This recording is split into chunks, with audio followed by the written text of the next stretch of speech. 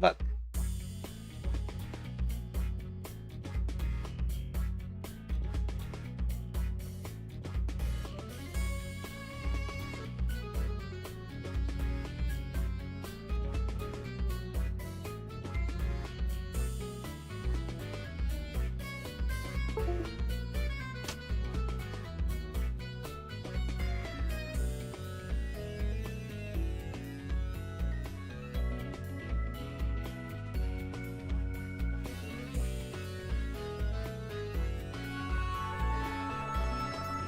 that's kind of loud, isn't it?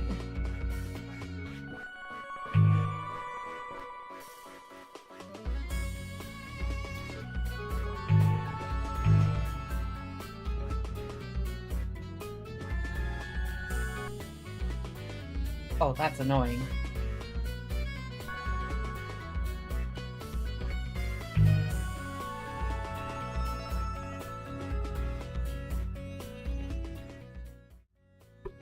Alright. Oh shit. Hold on. Fuck. Shit. Fuck. Shit. Fuck. Shit. Fuck. Alrighty, chat room. Hello. Hello. How are y'all doing out there? My name is Rika Readman, Calico, Elf, Librarian, VTuber, or, as I am more commonly known by my partner, Gelf, or Gay Elf. How are y'all doing out there today? Thank you for redeeming first off. Congratulations on getting it for the 14th time. I keep wanting to say in a row, but it's not in a row. It's very not sequential, actually. Look at that background. I'm not gonna look at that background. Okay, we're gonna look at that background. Hello, Dale. Welcome to the stream. Dale Green Gun. Dale, I don't know, gets bullied by his girlfriends in public stream chats constantly. Plural? Singular? Gets bullied by the polycule in public stream chats. I know. Well, you know. If you wanted women to bully you, you came to the right place. Hello. But like, not in that way, but like in a mean way. Derogatory way.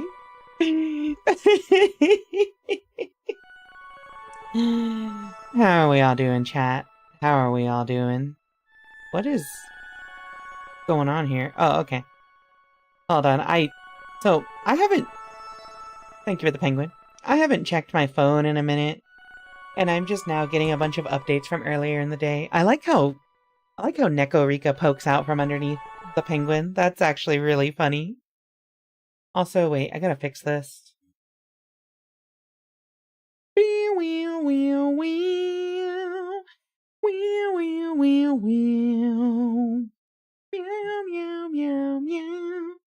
Silence penguin liker? Yeah, sorry for liking penguins. They're cute. Okay, look at this. Come on. Look at this. Look at these little dudes. Look at these little guys. They're adorable. How can you not like penguins?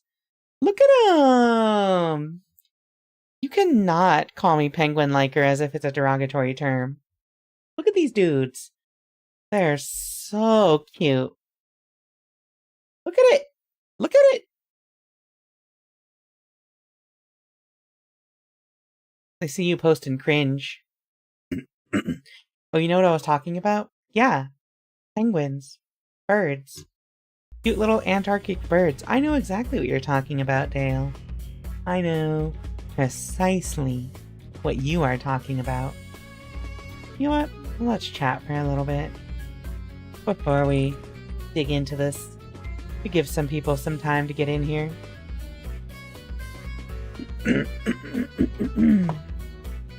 Oh my god. So, where's my water bottle? There it is. Hold on. Chat. You all need to know something. If you're here. If you're normally here. For visual novels. We're not doing Steins Gate anymore. I apologize. But also, I don't apologize. I, to this day, despise some of the characters in that story still. And I would be glad to never, ever, ever see them again. You know what I mean? I simply think we should... Yeah, we need to kill Daru. I think we should throw him off of a cliff. Okay, hold on. Let me open this in a new window. But you can keep the penguin. Why is Daru so awful? Steins Gate. Daru from one of the characters I was most annoyed to my absolute favorite character in SG0. Oh, so you have to play the prequel. That's kind of weird.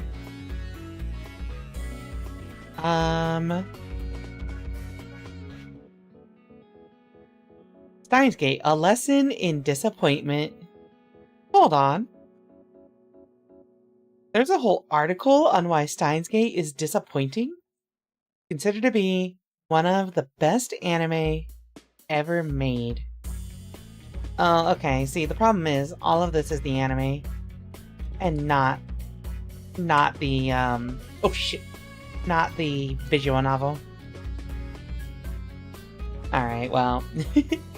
Hey, welcome welcome to the stream, Tape Player. Thank you for borrowing a book. Thank you for stopping by. Thank you for checking out 16 times. Chat, remember, if you haven't done your book borrow, make sure you do it. I see 2 of you in chat who haven't done it yet. Be cool, like Tape Player. Check out a book. Stay in school. Make sure to read. What am I getting pinged by?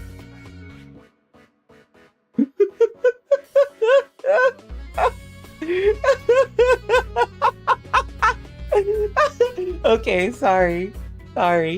In my server, somebody brought up, like, oh, are we doing Christmas names?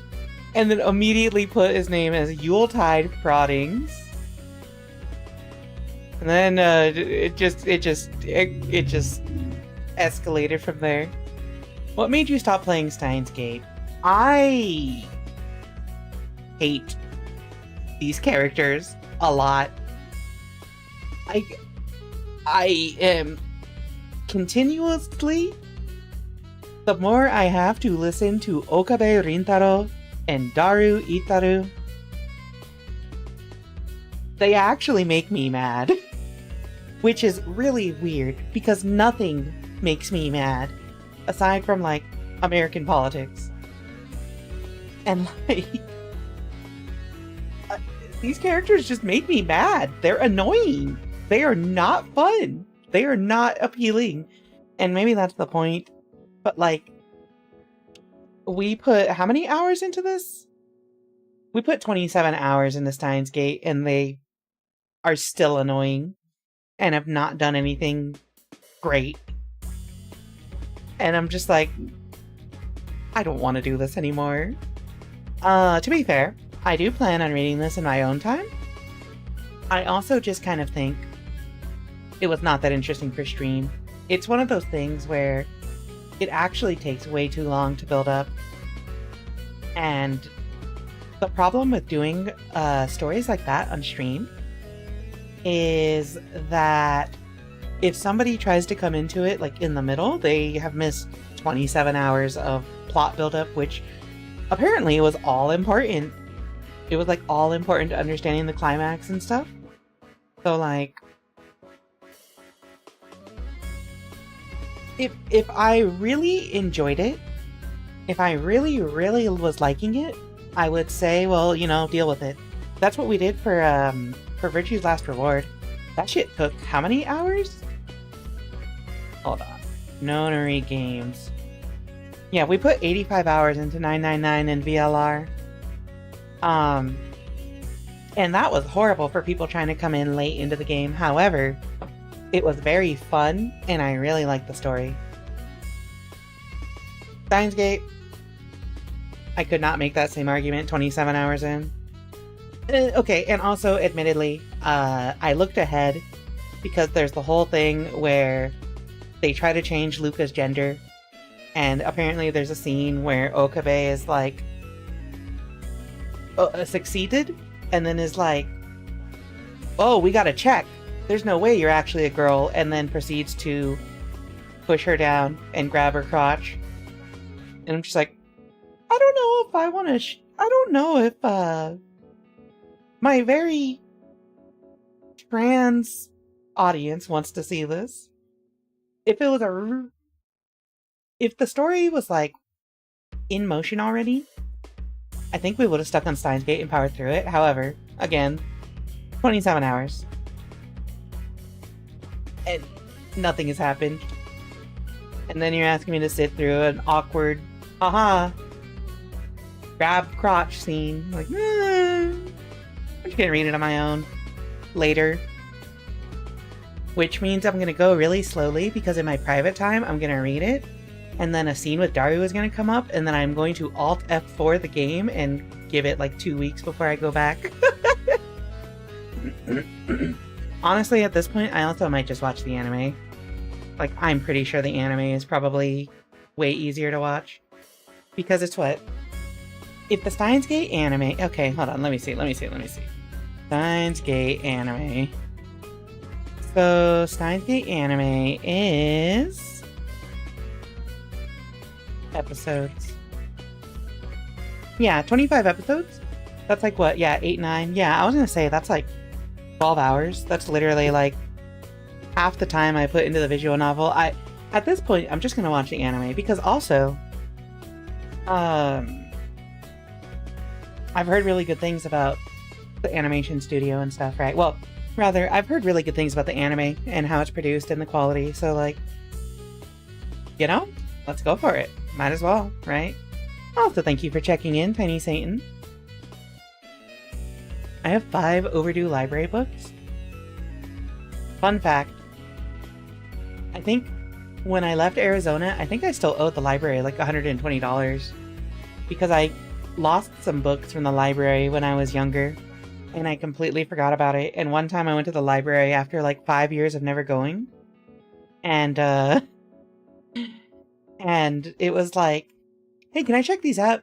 Oh, you have some overdue fines, so we can't. Like, huh? Wait? Oh. What are the fines? Yeah, you owe like $110. Like, what?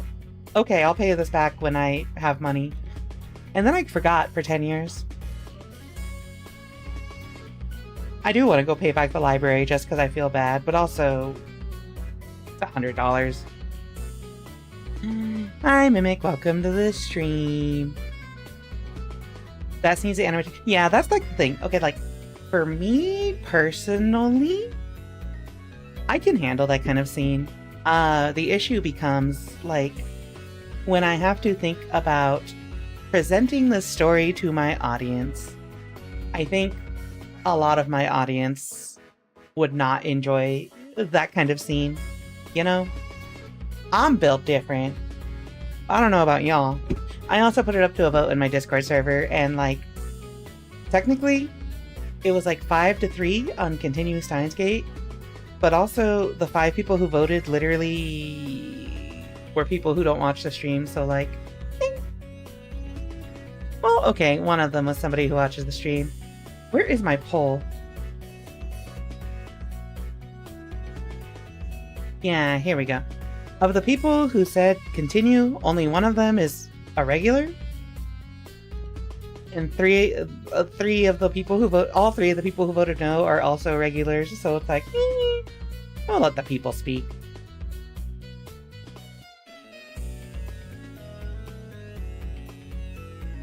Yeah, and that's the other thing too. Like, ultimately, you know what? I am just gonna watch the anime. I don't want to sit through this visual novel. I will just watch the anime. It's only 10 hours. That's like, I work 10-hour days at work. So like, I can literally just, find the anime series to watch online, legally. And then, I can literally watch the whole thing during one work shift, so I might do that later this week. Yeah, fuck reading. Who's Rika Readman? Never heard of her. In the chat. Welcome to the stream. My name is Rika Watch TV Man, and welcome. Welcome to Rika's anime review. This time, we're looking at School Days. A nice, wholesome, coming-of-age story. Featuring a boy and his 2 girlfriends, or something. It's been so long since I've heard of School Days. Also, Mimic, if you're lurking, I stole your idea, but I need to figure out how to set up TTS bot for this little creature. Rather, I was inspired. And by that, I just mean this creature is going to be on screen all the time following the mouse, because I think it's adorable.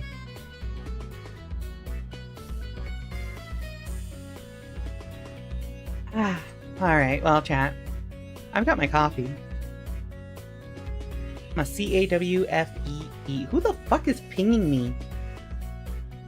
Sorry, I have this thing. I just have Discord open on the side here, and like, I am very attuned to when notifications, like, my notification count goes up, and it annoys me. I almost think it's an OCD thing, but I don't want to go around telling people I got OCD if I'm not diagnosed, right?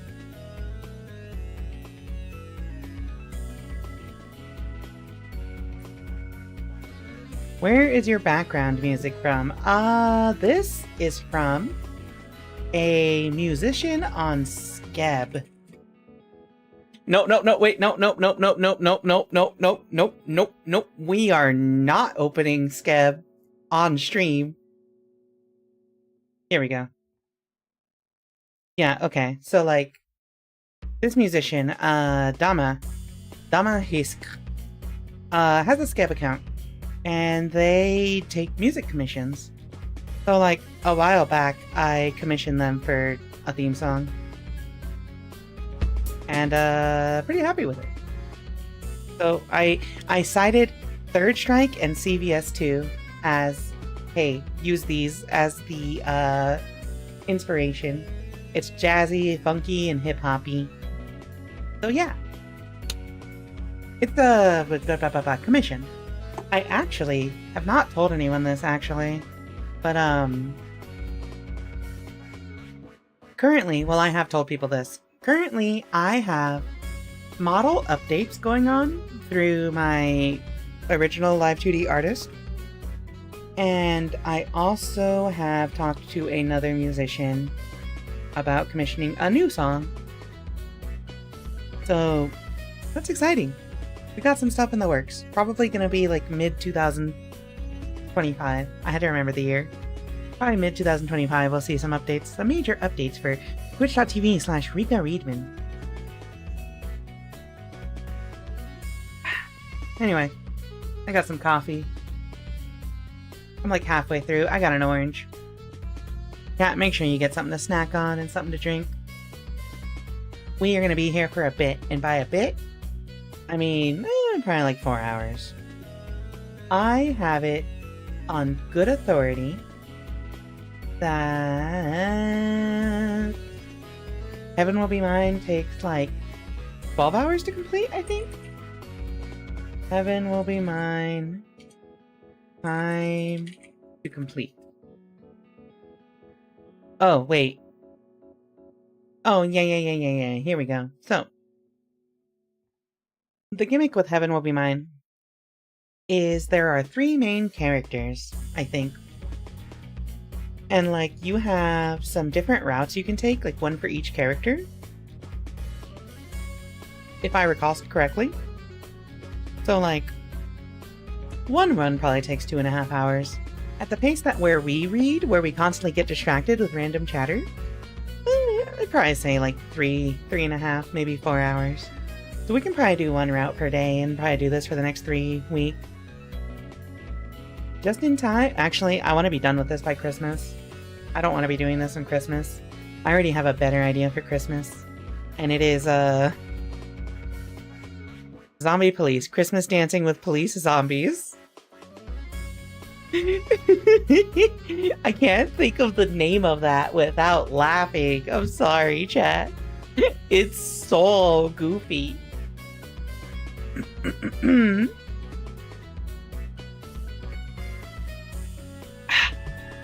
Anyway, that all being said, it's time, chat. let's get started.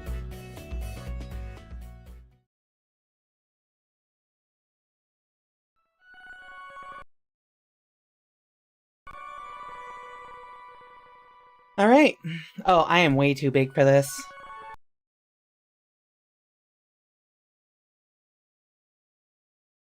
That's probably better. Alright, that's it. Hello everyone. My name is Rika Readman, Calico Librarian VTuber. And welcome to Heaven Will Be Mine, a visual novel about, lesbian mecha pilots in space? And there's, like, politics going on? And I think they make out. I don't know. Some lesbians on Discord recommended it to me. I'm gonna be so real with you. Lesbians on Discord recommended it to me, and I'm just like, oh, okay, cool. We'll do it, because it was really cheap on Steam. Oh, let's start. Also, let me know if this is good. That music might be a little loud. But I have my thingy minus 10 decibels, so it might not be that loud. New game. Ah. Here we go. Alright, chat. Select your pilot. Saturn, Pluto, Luna Terra. I don't know what the difference between them is. Oh, actually, we can read it. We'll start with Saturn, because she's the default. Faction, Celestial Mechanics. Self-ship String of Pearls. Celestial Mechanics Reserve Test Pilot. Celestial Mechanics wants to advance humanity to its next stage, and Saturn wants to flirt. But there's no reason we can't do both. Combat style, button mashing. Bedroom style, button mashing. What? This sounds awful. She sounds cringe. Hold on.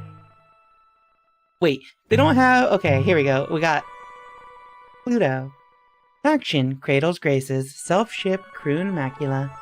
Cradle's Graces, Ultimate Weapon Pilot. Even if Earth has given up a new life for humanity in space, Cradle's Graces hasn't. And Pluto will make the dream come true. Likes, succulents. Good girls. Crushing, both kinds. Everyone. What does that mean? Dislikes, is trying very hard not to have any. Hold on, is this stream safe? Hold on. Is Heaven Will Be Mine stream safe?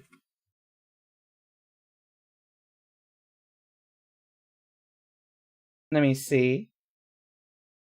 Heaven Will Be Mine nudity. Oh wait, visual novel. It should be stream safe, right?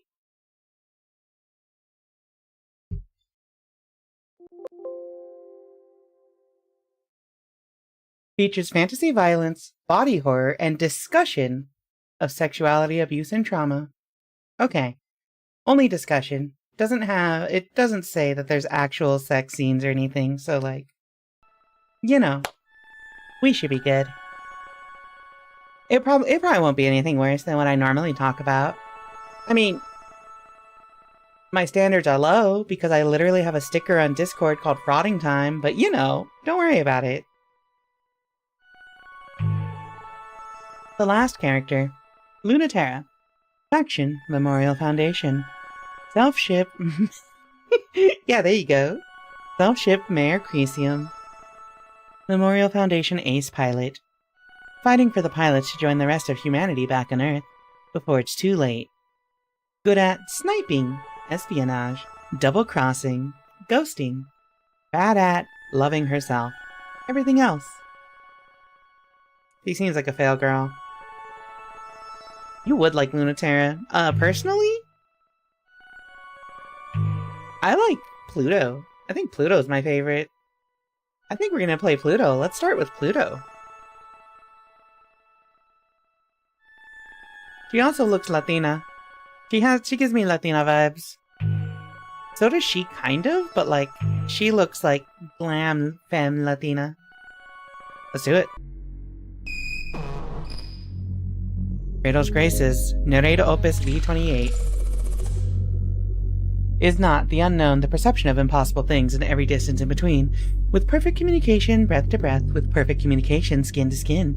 With perfect communication, mouth to mouth, inside to inside, blood to blood. With perfect understanding across the bonds of culture. With perfect understanding across the boundaries of culture. With perfect access to the realization of the highest ideals. With perfect access to the acceptance of the deepest depths. The solar system maps the human body. The solar system maps culture. In the center is the sun, which is synthesis. When the physical bodies of the solar system become our home, our ship through the universe, our body, their names will be given again, from the name of a rock, such as Hades, to the name of a part of us and ourselves, such as Pluto. You are the sun. Through you, humans will possess their true body. As you were once born through us, we too wish. Base override system interrupt. Pluto. Hi, Doctor. I lost you for a moment there. Are you okay? I'm fine, Doctor. This is the first interface of its kind. If there's anything unusual about it, that will be hard to tell. Because by definition, it is very unusual. I don't know if Dr. Nix is a man or a woman, so I'm just assuming Dr. Nix is androgynous. I'll let you know if it feels especially unusual, Nix. Good. Let me know if something categorically impossible happens. Like what? If your sync got so deep that your thoughts were being dumped into the OS code directly, for example. If that happens, I'll let you know. Are you ready to begin? I've been ready for a long time. Begin activation test. Macula firmware loading. Dual tidal reactor syncing. Welcome to Cradle's Grace's bootloader. Oh why can't I? Bootlegging gravitational reactor. Done. Hyperdensity established. Done. Beginning resonance test. You should feel lightheadedness and wait. Wait until you're comfortable before diving in. Correct action, correct thought, correct belief, existing without fault, existing without ever harming the universe, to be the execution of what is right and good. The power over distance is also the power to harm. Harm by thinking, harm by breathing, harm by loving, harm by touching, harm by culture, harm by boundaries, harm by idealism, harm by depression, harm by infinity. Let us talk of harm by infinity. If the 9th planet in the solar system is not a planet, it is because it represents the point at which humans cross over into that which they are not. A phenomenon that is itself existentially threatening, regardless of how or if that phenomenon manifests. That is the sea of possibility itself. All hopes and fears will... Pluto, how was the response? I'm doing great. Nothing weird. Like a computer, I accept it. All data, I accept it. All wishes, I accept them. I'm an infinite engine. I'm a star. I know exactly how. Execute and accept. System accepting and executing. Reactor cores, perfect resonance. No margin of error. Nix, you can hear me, right? Loud and clear, Pluto. Is it working? You're not saying anything. It's working perfectly. Flawless. On the first try. You really are the one who brings impossible things.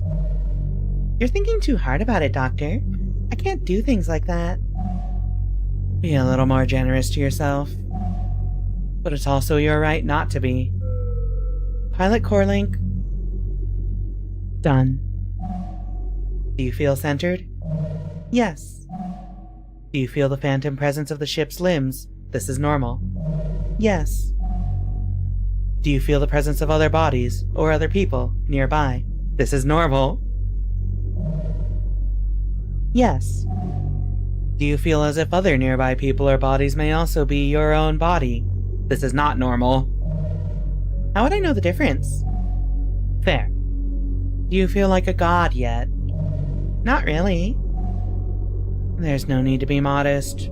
Prep for launch.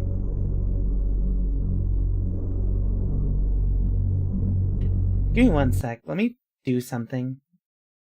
Let me get rid of cursor capture, because that's only important in puzzle games. It hasn't been that long since we all started fighting, but everything really did go just how I imagined it.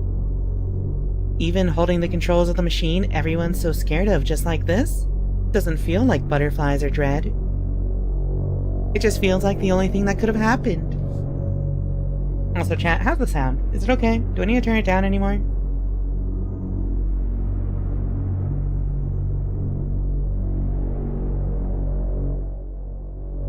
Damn, that takes a while to level out.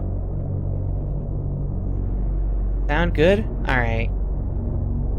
I'll put it back up here then. It just feels like the only thing that could have happened. You know how hard they worked because they were so scared you wouldn't be finished before the end? I never doubted it.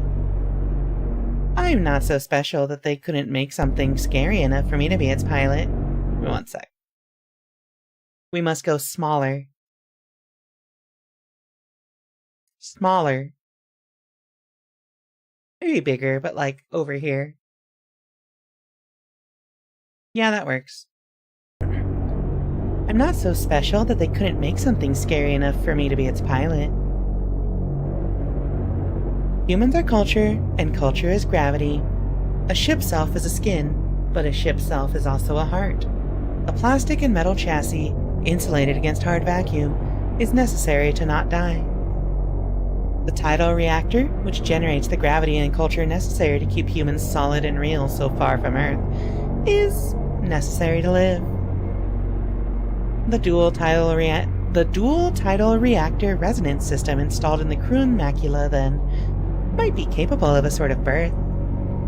The Kroon macula was completed on the inert pseudoplanet Hades, on the boundary between the solar system ruled by human gravity and that which isn't. When the system is activated, cosmic dust emanating from between the ship self's palms is crushed in the friction of the competing forces of the Kroon macula's dual tidal reactors and ignites in the birth of a tiny star. It's a start. An anchor of gravity and culture for humans to begin colonizing the stars.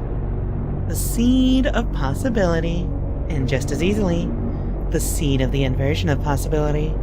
Stars go supernova and become black holes, where the information of life, culture, is deleted. But they aren't afraid of Kroon macula as much as they are afraid of Pluto. Her own tidal forces destroyed the first 17 prototypes.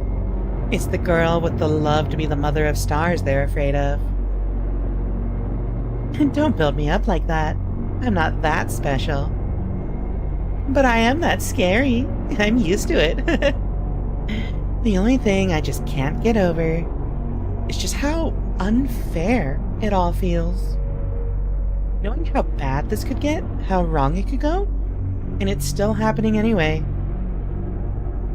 The Kroon macula is bigger than other ship selves in terms of its objective, gravitational impression on space-time. Yeah, I am feeling everything at once. But I'm feeling big, too. Feeling so big. I can feel it, far and away. The sword of the real, Mare Crisium, come to cut our dreams down.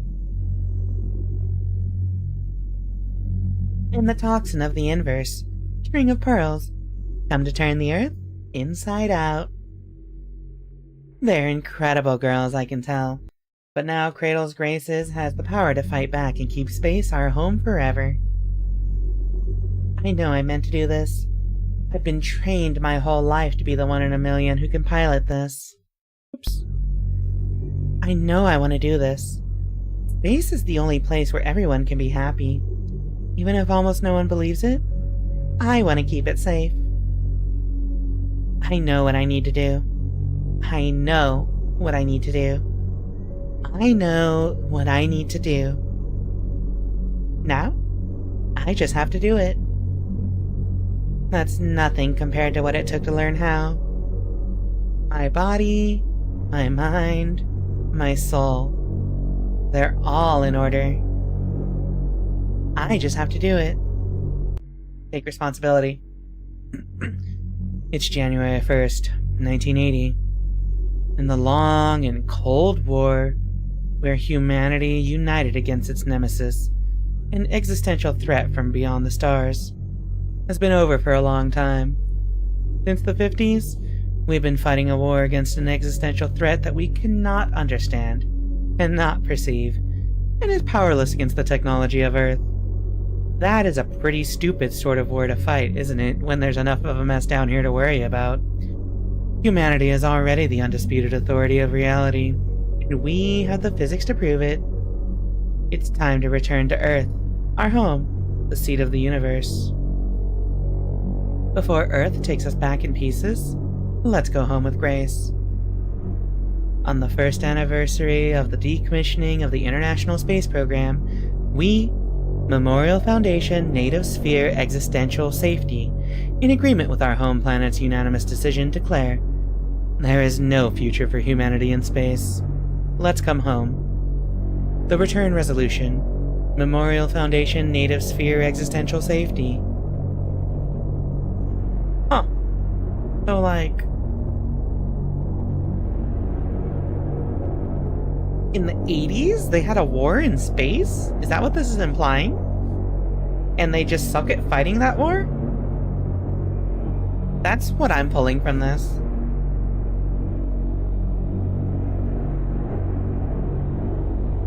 It's January 1st, 1981. It's been 1 year since we declared independence from Memorial Foundation and the rest of Earth. The Cold War is officially over. And it feels so light without their gravity weighing us down. How can a tiny handful of colonies, terraformers, and schools hold out against the full authority of Earth? Because that shit doesn't fly past escape velocity. To power the ship cells we made to fight the Cold War, we made tidal resonators to bring the gravity necessary for humans and culture to survive in space. And that gravity is ours now. Enough to make a new world free from the weight of Earth. If Memorial Foundation wants to kill the future, they'll have to come and take it from us. We're thankful for our cradle's graces, but we're not coming back. Independence Declaration, Cradle's Graces. It's January 25th, 1981. Memorial Foundation and Cradle's Graces have been having fun for a little over a year, and nothing is breaking the stalemate. Earth is getting impatient. They have good reason to believe that the existential threat posed by a divided humanity in space is much greater than any theoretically malevolent entity outside the native sphere.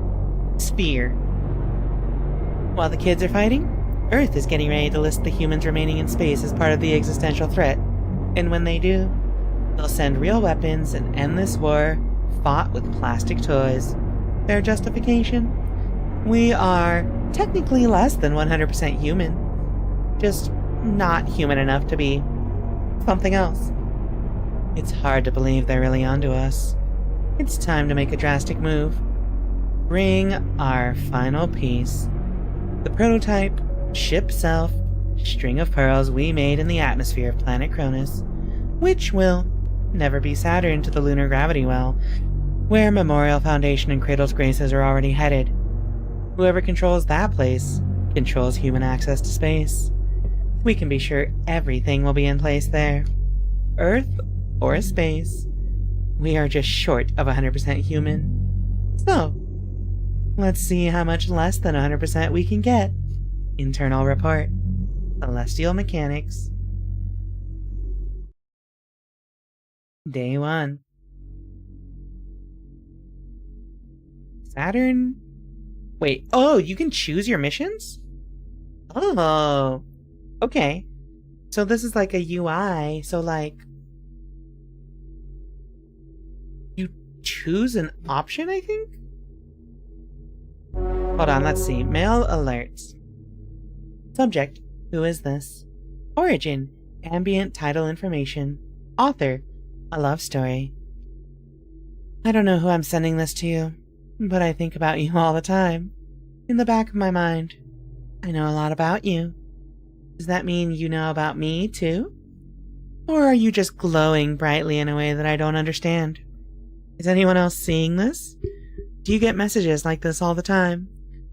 Are you aware of how much you loom in the heart of someone you haven't met? What am I expecting? I don't even know. This is really awkward. Sorry for doing this. It must really be hard. No, I can't really know that. This is delusional of me. I'm gonna make it stop. Because if I don't, I'm gonna come to hate you. Because I'm already so frustrated. I'm nothing like you. I need to understand why I tear myself apart thinking of you. I'm not gonna send this. I don't know how to send this. And I hope you never read it. Okay.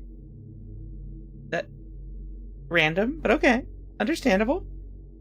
Yeah. If you got a love story like that from oh my god, what is it that they say? Is it like a prince in India? Is that what they call him? No, Nigerian. If a Nigerian prince sent you a love story saying, I'm not going to send you this love story, how would you feel? But also, this is supposed to be about lesbians, so a Nigerian princess? Subject: unacceptable. Origin: Cradle's Graces Formation Archives. Author: Executive Director Dr. Nix. The funding is being cut again. They aren't getting the results they want. They think it's indulgent. They don't care about how the kids feel. It warms their hearts to see them grow unimpeded by the gravity of Earth, but also, it disturbs them. They love our beautiful, free, glittering children? But when we talk about bringing Earth's children here, they look away. The children of space are not bound by the same laws of gravity, and do as they like with their bodies and souls. You have insisted that they can endure the gravitational forces of Earth. But have you considered that their tidal forces do not wish to accommodate them? They will be smoothed back again, or broken at the very least. They will never stop trying to destroy them. We have created magnificent, delicate creatures, and Earth wants them back for what? To crush them again under their own tidal forces? I'm gonna be honest. Both of these messages feel like they are very full of angst, and I have no idea what's going on. What's comms? Oh! I have text messaging in this. So this is me. This is Pluto. Up in the top right corner. Status: I'm thankful for my Cradle's Graces, but we're not coming back. And I'm texting Mars? Generation 2 pilot, first class. DMs open for fight requests? Chat. You ever just open your DMs hoping somebody will fight you? I still can't believe it. I felt that from here. Yeah? What was it like? It was incredible. For a moment I felt like I was right next to you. It was even stronger than all of the times that you tested the prototypes. Stronger than the one time they let you fight before. It's amazing. I've been training so long, I never knew how different it would feel to have my own, perfectly suited, just for me, ship self. I'm gonna be extra mad at all of you for how long you left me behind. Is it really safe, though? Mars! Don't start. I'll get mad. It's just more powerful than anything that's ever been developed. I don't like that Dr. Nix is making you do something untested all by yourself. No one person should have to do all the things that your unit is expected to. But I'm strong enough to do it, right? Powerful enough to stop Earth from taking us back? Strong enough to stop celestial mechanics from bringing the existential threat back? I can do it, right? I mean, of course you can. No one else could, but that doesn't mean you should do it alone. I'm not alone. I've got you. Oops. And everyone else. We're all together. And that's what we wanted, isn't it? I'm not locked up in a lab anymore. Aren't you happy for me? I'm happy for you. Are you really really happy for me? I'm super happy for you. I really am. Are you scared of me now? No way. Never. You're not something to be afraid of. Aw, but that's wrong. You should be scared. I'm incredible. Channel closed. Yeah, there's a lot of people talking here. What's the data log? Oh, this is just the chat log. Okay. Alignment?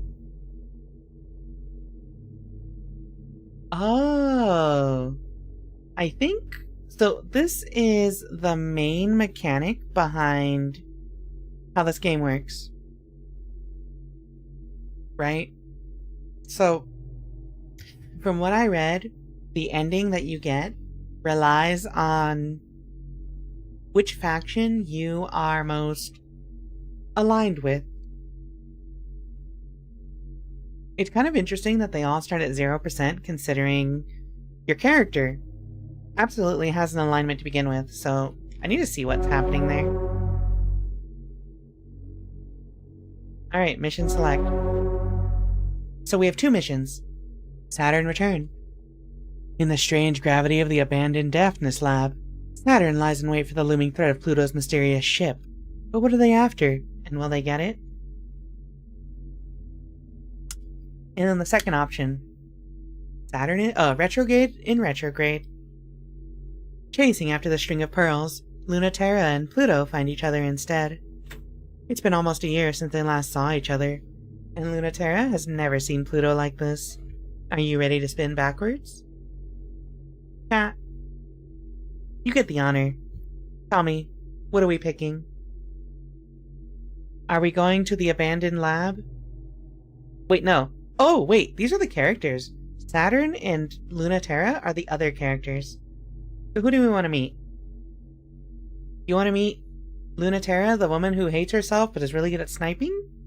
Or Saturn, the one who is like, we can fight and make out or something like that? You choose angst? Or, you know what I mean. I'm peeling an orange at the moment, so forgive me. I'm stalling for time so I can finish peeling this orange and snack on it. Oops, hold on. Angst? You would choose angst. I vote Luna? Oh, fuck. My chat is full of Lunaterra likers. Alright. Do it. Retrograde in retrograde. Confirm. Mars, are you okay? You look like someone punched you in the face. What happened? Someone punched me in the face. It's been so long since you got in a fight with the flight crew. It feels a little nostalgic. I'm fine, by the way. People who start fights don't get sympathy. They started it when they wouldn't let me fly. And who threw the first punch? That part doesn't matter. What the fuck? Why am I being abused?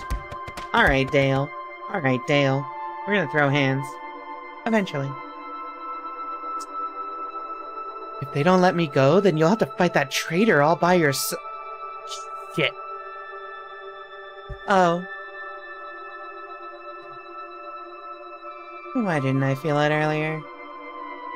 Of course she's here. It wasn't that I wasn't gonna tell you. Oh. Hand sanitizer, my beloved. It wasn't that I wasn't gonna tell you. Memorial Foundation also knows about the prototype, and they sent their ace to get it. No, I understand. You were so excited you just had to run out and see her, huh? You got that right. Run out and punch that traitor Luna Terra in the face as hard as I can. Aww. She's the worst. After pretending that she was gonna fight for the colonies, even after Earth abandoned us and demanded we come home, she double-crossed us. We were going to do this together. I have missed punching that insufferably smug face for a year. It's finally time to show her that we're not going to forgive her for betraying us at the worst moment, leaving us alone, barely able to keep fighting at Cradle's graces, but it's not like we ever needed her, and I know. I miss her too. Are you not listening to me? I've been listening to the two of you say the same thing about each other for a really long time, and it doesn't sound any different. It is nothing like it was before. I'm not playing games. When we were in the academy, you were always chasing after her. You'd swing the first punch, and she'd laugh, and you two would fight, and then you'd make out, and then you'd do it all over again. I miss that so much. But if you go after her, it'll happen just like that, all over again. Stop talking about me like I'm that predictable. It's different now. Orders are orders for a reason, you know? I'm still not okay with it. They're making you use that terrifying machine. It's way too dangerous. I'm sorry. I really am. But Mars, if it makes you feel any better? What? You're breaking up. I can't wait to fight her. I love her, understand her, and forgive her. But I'm still mad. How come you both got to have all the fun? Who wants to stay home while you two get to fight and make out? You don't know how scary this machine is, Mars. And it's so much less scary than me. I don't want you to see me like that. But I really, really want Luna Terra to see. Pluto, you cut out for a second there. What did you say? I said tough luck. It's my chance to shine now. Damn. Everyone's just like, we gotta make out. Hi, Winter. Welcome to the stream. Give me one sec. I gotta fix my glasses. Thank you for redeeming your book borrow. Thank you for checking out 13. I think Tiny Satan is in the lead with the books right now, but, you know. Alright. Like waking up underwater, to the wet burn of your lungs' desperation for air. Like floating untethered in space, unable to move under your own power. Losing the security of gravity is like being naked in space. Gravity is necessary for human life in space. Gravity is necessary for unrestricted movement in space. Can't have one without the other. The force that binds your existence together, the force to shape foreign bodies, and pure agency. Gravity is necessary to not just to live in space, but to be human in space. But being human is a little harder for Pluto, so she has to work for it. The tidal forces of her spacefaring body, the Crone Macula, are as strong as she believes and as weak as she feels. And Luna Terra needs to make sure all the calculations are in order. Everything in her ship operates manually. She's just been at it long enough that it feels like a second skin. The jolt of nostalgia interrupts Luna Terra's mental math. She forgets to carry the one. It interrupts Pluto's focus, and she has a moment where she's not invincible. Close enough to touch the surface of the moon lab, Luna Terra is seen and known by Pluto, and they are suddenly falling down the well of too late and nothing you can do. Fuck, what voice do we give her? I knew it. Warning, gravitational interference. It's important to get a grip. Knowing that there's nothing you can do is something Pluto considers freeing, and Luna Terra considers exciting. Feeling doomed is clear permission to do whatever. As soon as Mare Crisium is through the cloud cover, she fires solid light into the remains of the Celestial Mechanics Lab and chases it through the wound. The lab was recently damaged by the illegal launch of a hijacked ship, but that damage is barely noticeable compared to the massive hole left by a much larger ship crashing through. Lunaterra acts fast under pressure. If there's no point in hiding, there's no point in stopping. It's true, Lunaterra is living on the whim of Krun Macula, which can probably do whatever to her at any time. If she can't run away, she wants to make the first move. It's the sort of thing that makes a lot of sense if you think about it, and no sense at all if you think a little more. But that's Lunaterra, isn't it? She's betting you'll think too much or not enough. Against Pluto, is that really such a good idea? She's someone who always thinks just enough. Which makes it easy for Lunaterra to slip through deep into the lab until it gets quiet except for the sounds of the moon quaking and trembling. After almost a year, the dread and thrill is way too much to slow down and start talking. That's what the arrow flying into Pluto's gravity well is saying. Who will make the first move?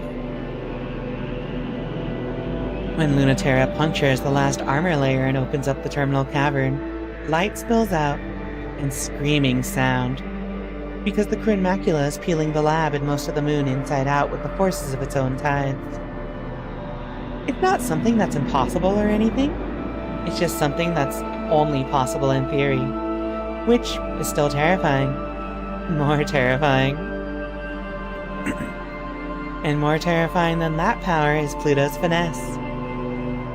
And more terrifying than the finesse is her gentleness, spooling matter like threads in the tiny galaxy of which she is the sun. Her power is very kind, but it's also a little perverse. What meaning does mercy have from something that can core out a moon? Krun Macula's developers compared it to a black hole. They wanted a machine so powerful and absolute, even light couldn't escape it. Lunaterra understands now that was wrong.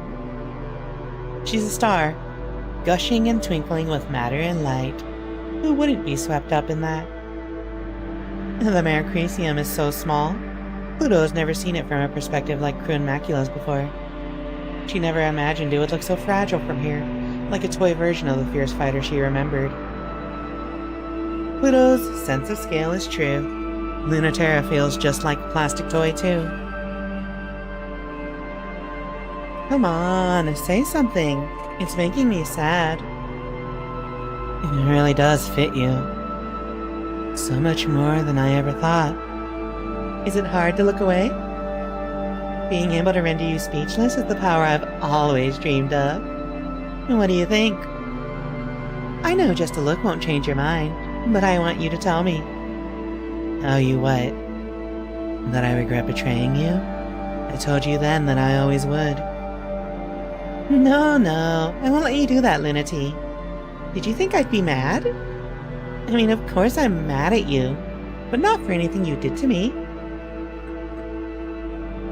I wouldn't ever be mad at you for not having enough faith in me to see through Cradle's Grace's dream of a new home for humans in space.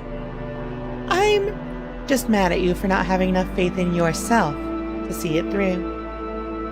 And leaving all the work to me. Oops, I guess that is why I'm a little upset with you. Not mad, you know.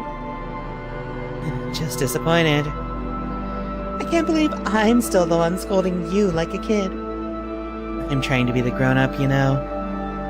I did the responsible thing. I took the realistic option. I'm here to play the part of the boring adult, the grown-up villain. Oh, that's right. I remembered why I actually am mad at you. You better not go down quietly. You better really believe what you just said. I'll forgive you if you left us for something stupid, but I'll never forgive you if you left us for something you don't believe in. And you better not believe in it, because I also won't forgive you for fighting for a future that cruel. Doesn't leave me a lot of options. I don't think I can fight against that. Don't you dare. Won't forgive that either. Were you hoping maybe that it wouldn't be like this? That I wouldn't have to fight? It'll change you. In ways you don't understand. I've seen you fight so many times. I saw when you got that scar and your poor ship got her wound. Has anyone else seen that side of you as much as me? I don't think so. Not even Europa. But it's different when you're on the other side. You think I don't really know you? Because I've never stared at the barrel of your rifle or felt that knife nick my ship? It's a different kind of knowing. Teach me then. Or I'll teach you. Oh shit, we gotta make a choice? Pluto learns a lesson or Lunaterra gets schooled. Wait. So they're gonna fight. So I choose the outcome of the fight here? Also, hi Lily, welcome to the stream. Thank you for borrowing a book. I played Saturn when I managed to focus enough. I saw Pluto, and I'm just like, why am I getting destroyed? What the fuck? Alright, bucko. I looked at Pluto, and I'm just like, she looks very Latina-coded, so I'm playing her. But also, chat really likes Lunaterra, so that's our first route, I guess. Oh, someone refers to this game as Heaven, Weaven, Bevan, Mevin? Heaven, Weaven, Bevan, Mevin. When an earthquake happens, coffins become underground maracas? That's kind of weird. Hello, Shower Thoughts. Welcome to the stream. Why are there 3 Rikas? To triple the fun. Anyway, chat. It's ad break time. Please enjoy words on stream.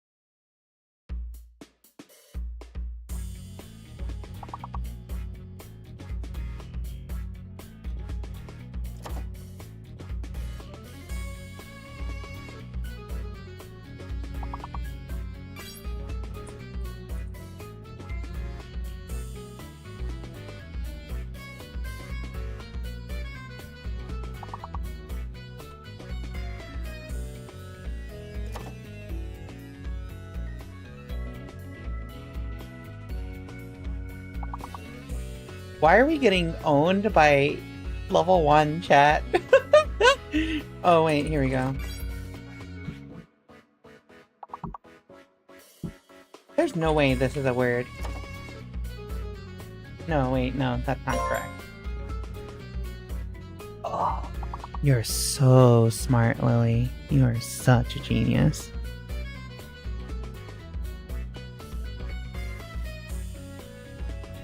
Alright, now I'm actually stepping away. Good luck with level 2!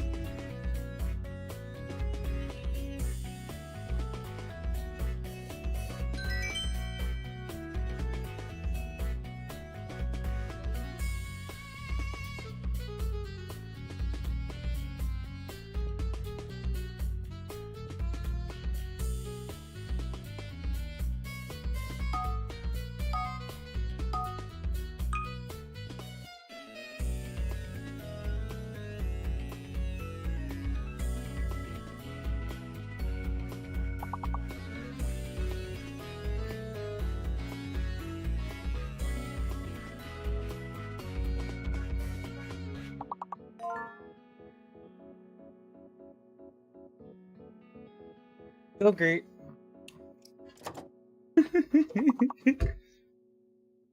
Go, Gert. Yo quiero? Good work, good work, good work. Wait, shit.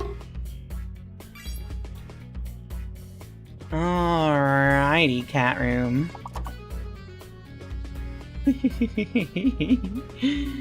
They're not really. I love a good gyro? Yeah, exactly. Ba-ba-ba, ba-da-ba-ba-ba. Grotting time. Sorry, I saw that you could make grot. Crow? No. Tory? Tory should count as a word, right? Oh no, I guess political affiliations don't count. Troy? What? Why do proper names sometimes count? Proper nouns, rather?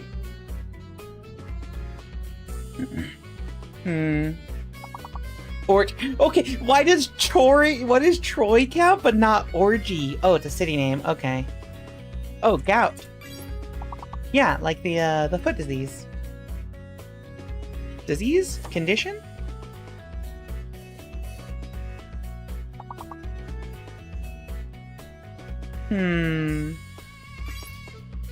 Trug.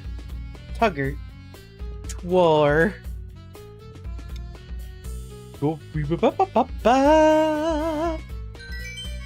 Alright, chat. We're at level 6. What in God's name does trug mean? Hold on. Trug. A shallow oblong basket made of strips of wood, traditionally used for carrying garden flowers and produce. British. Trug. Apparently it's this thing?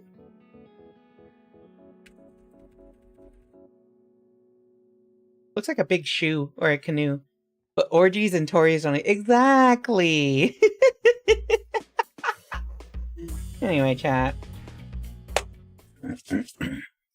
Let's get back to it. So now we get the exciting decision. Yeah, it's a basket. So, Pluto is about to face down Lunaterra. So either Pluto's gonna learn a lesson, or Lunaterra gets schooled. Who do you think would win in a fight? The woman who is, like, saying that she has a godlike thingamabobber? Or Lunaterra, who obviously is a lot more experienced? You want chat? Hold on. No. We're playing this together. We're playing this together. Poll. Alright, here we go. Which one? You get 1 minute. Pluto learns a lesson. Lunaterra gets schooled. I wish I could have this for less than a minute, even. Alright, chat. Cast your votes. Personally, I like this one.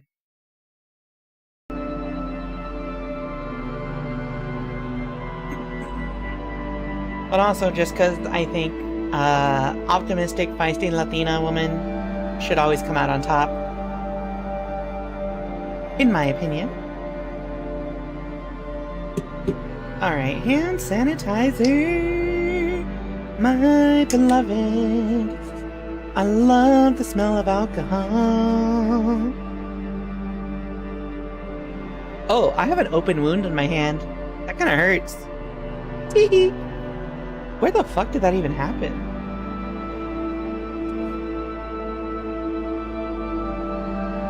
Water time.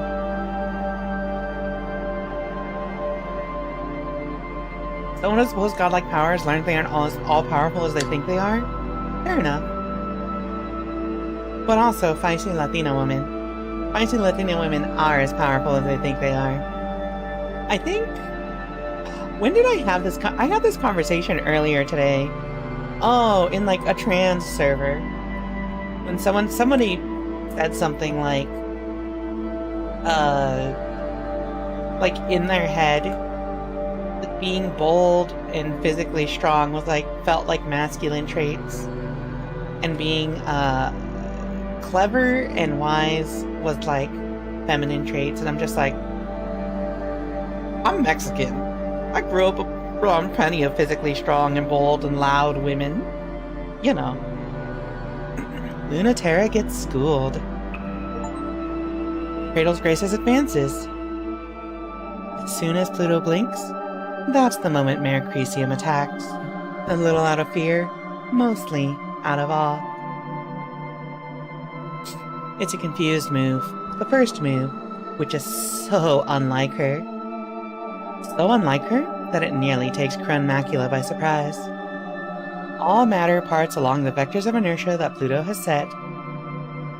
But these bullets stubbornly curve, bury into her flank, and sting, with a sharp and subtle gravity of their own. Ow! That kinda stings, Lunati. Stop doing things like that. Lunaterra is crushed instantly, and she's dead. No, Lunaterra dodged at the last second. No, the Mayor Cresium is torn apart from every joint. No, Lunaterra is safe at home. She never left. No, Lunaterra hasn't moved, and it's only because she can't bring herself to. Lunaterra is feeling ghosts of the space-times that Pluto has cut off, escape routes she rushed for but don't exist. Lunaterra is trying to think of something to say, she really is. But it's impossible, because Crun Macula is the size of the universe. Her seeping nebula grows with the promise to swallow up the space station, and Lunaterra, and the whole solar system. That's not the way, Lunati. You have to come for me like you really mean it, or that's what's gonna happen. The Mayor Cresium's engines spin to no response. Lunaterra's mind is racing, but there's no thought she can hold on to. Except how disappointed and sad Pluto is. If you give me just one moment, you'll pass my event horizon and you'll never escape. Always getting closer, but never getting there. Falling forever. If you don't figure out how to unstick yourself, I might leave you there. Remember for next time, okay? Don't keep breaking my heart.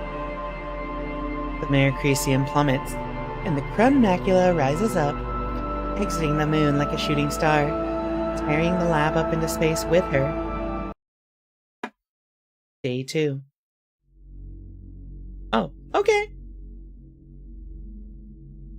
Cradle's Graces has some progress. Comms. I wish you didn't have to do this, but I love chatting with you. Especially about your latest sordid affairs. Well, thanks. Wait, that's not what I meant. And sordid? Dramatic? Tempestuous? Explosive? No. Problematic? No! Tumultuous? That's sexier. But that's still bad. I mean, how would you describe them? Not like that. Intense or something. The last one was really good until the end. Should I be more generous? Well, it'd be nice. But you're not very good at relationships. Kill me. It's kind of cute. You love people so much that you forget about them completely. Your honesty really hurts sometimes, you know? You fall for glittering, faraway girls, but what you really need is someone who doesn't put up with you. There's got to be someone somewhere who won't let you get away with anything. I believe in you. I'm trying to save the world. I don't really have time for this. But you're not busy to keep flirting? Pluto God! Sorry, baby. No mercy for you. It's out of love. One day, you're gonna be as good at treating girls as you are at piloting. Don't twist the knife. Sorry! It's fine, I know I'm not great at it. Hey, you did that thing again.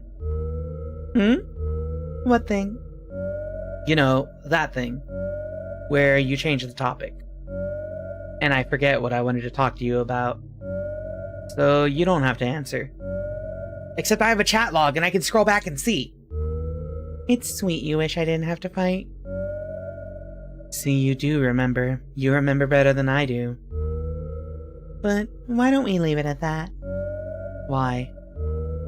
Because there's nothing we can do about it. We could find a way. I don't want you to do this if you don't have to.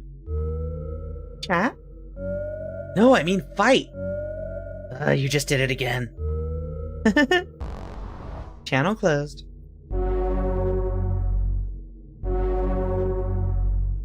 We have more emails.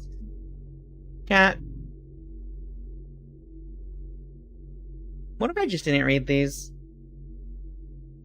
They seem like technical emails. Backstory. I need more, you know, lesbians.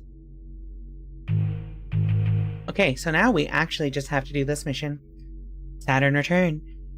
In the strange gravity of the abandoned Daphnis lab, Saturn lies in wait for the looming threat of Pluto's mysterious ship. But what are they after? And will they get it? Yeah, screw the emails, give me Yuri. Exactly! I am the Yuri, usually. However, this time, I just need the Yuri to be supplied. Saturn return. Pluto, why are you suiting up? The Celestial Mechanics Lab was wrecked and the prototype escaped. We should be heading back to the inner solar system. She's still here. Ooh. Some incredibly ridiculous, utterly irresponsible, dangerously devious brat. That's my chat. I'm on to you. You're all incredibly ridiculous, utterly irresponsible, dangerously devious brats. Children. Well, actually, a lot of you are at the same age as me, so I can't say children. I'm not who you're talking about, right? And don't be silly. You're not devious at all. Then who? Also, hey! They're being very tricky, so I can't quite tell. But I have rough coordinates. They slip between the cracks of the universe, play fast and loose with the laws of physics.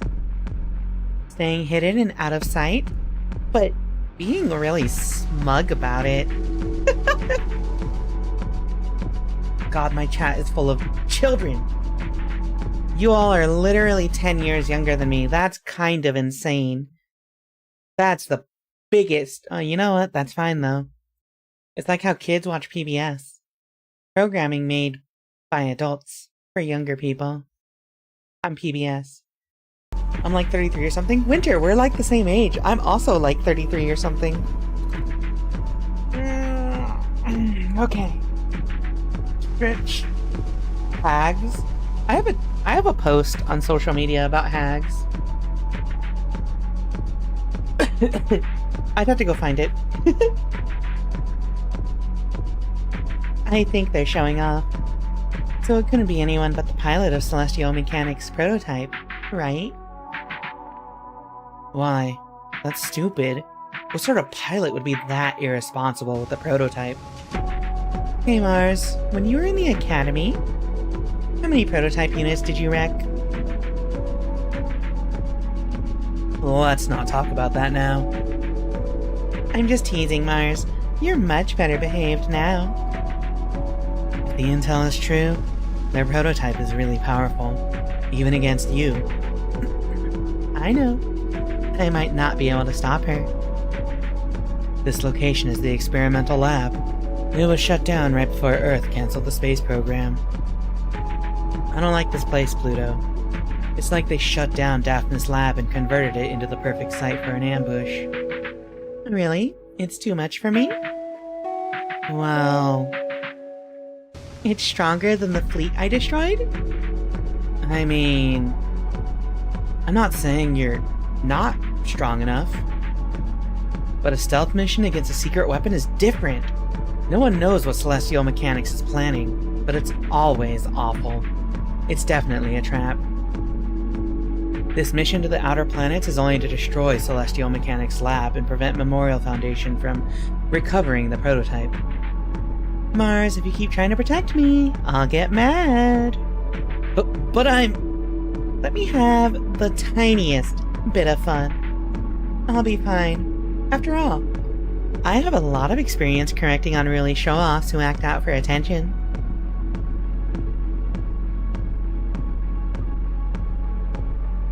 I feel like she's a top. But like, the internet's perception of a top. You know what I'm saying? I feel like she's the kind of woman who lesbians on Twitter go, I need her to top me or something. Remembering things from elementary or maybe middle school couldn't be me. When 9/11 happened, I was in 5th grade class. And I remember because our teacher, like, one of the administrative staff came into our class and was like, we want you to know you're all safe here or something. And then our teacher turned on the TV to the news showing the terrorist attack. And, you know, it was literally a room full of children, so they were just like, those explosions look so cool. You think they'll send another one? That would be rad. I'm just like, Looking back, maybe showing that to children didn't really serve any purpose. Also, I need more water.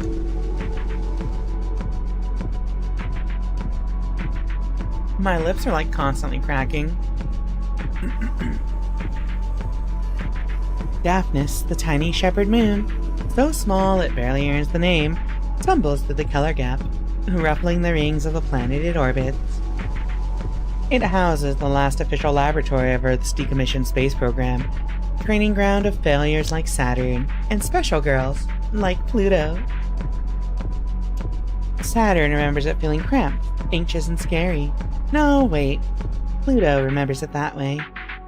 Saturn remembers when it used to feel so special to be chosen, a candidate for the last generation of pilots. But didn't Pluto feel that way too? Sometimes two things are true. In this place, gravity is quietly degenerating, and distances are becoming ambiguous between past and present, between me and you. The Daphnis lab seems smaller to Saturn now, though not as tiny as it feels to Pluto. And that's obvious. No longer people-sized, she tears through it like worms in an apple. But there's a much bigger worm here, and she doesn't know anymore if this was a good idea. What was a good idea? Saturn doesn't have any ideas. She's just trying to hide, even though there's no place where you cannot be felt by me. Alert, tidal resonance, IFF confirms enemy. Warning, gravitational hazard, danger, pressure exceeding safe range. I know, it's extremely exciting. Stop making me so nervous. Supermassive, small enough to hide in this complex, but with a dual reactor denser than the entire moon compressed into the head of a pin. An hour ago, and Saturn felt the gravitational pull of something so big and so close and so powerful. The interior of her cockpit creaked with the pressure, and her head, heart, and eyes welled up with tears. Something that couldn't be anyone other than Pluto. Cool. She must be pretty big, huh? So why is she so hard to find? Saturn has no idea. Why do I have the feeling someone's laughing at me? No one is laughing at Saturn. The lab's been abandoned for years. But Pluto? Wherever she is, giggles. Not in a mean way. She really does think it's cute. I haven't thought about Pluto in a long time. Oh man, it really would be funny if she was in that monster. Well, now someone is laughing at Saturn. Hey! Now I know someone's here. I can feel you listening. I can hear you too. And I can catch you. You're not the only one who can fuck with the narrative. Huh? Alright chat, how are we fucking with the narrative? We narrowly escaping, or are we getting mutually assured destruction? I personally think Mutually assured destruction between women is great, but also I don't like the idea of the main character dying. You know what I mean? Sometimes you just have the urge to see mutually assured destruction between women.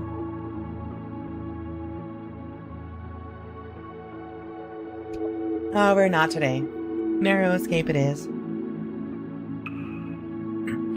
Celestial mechanics advances.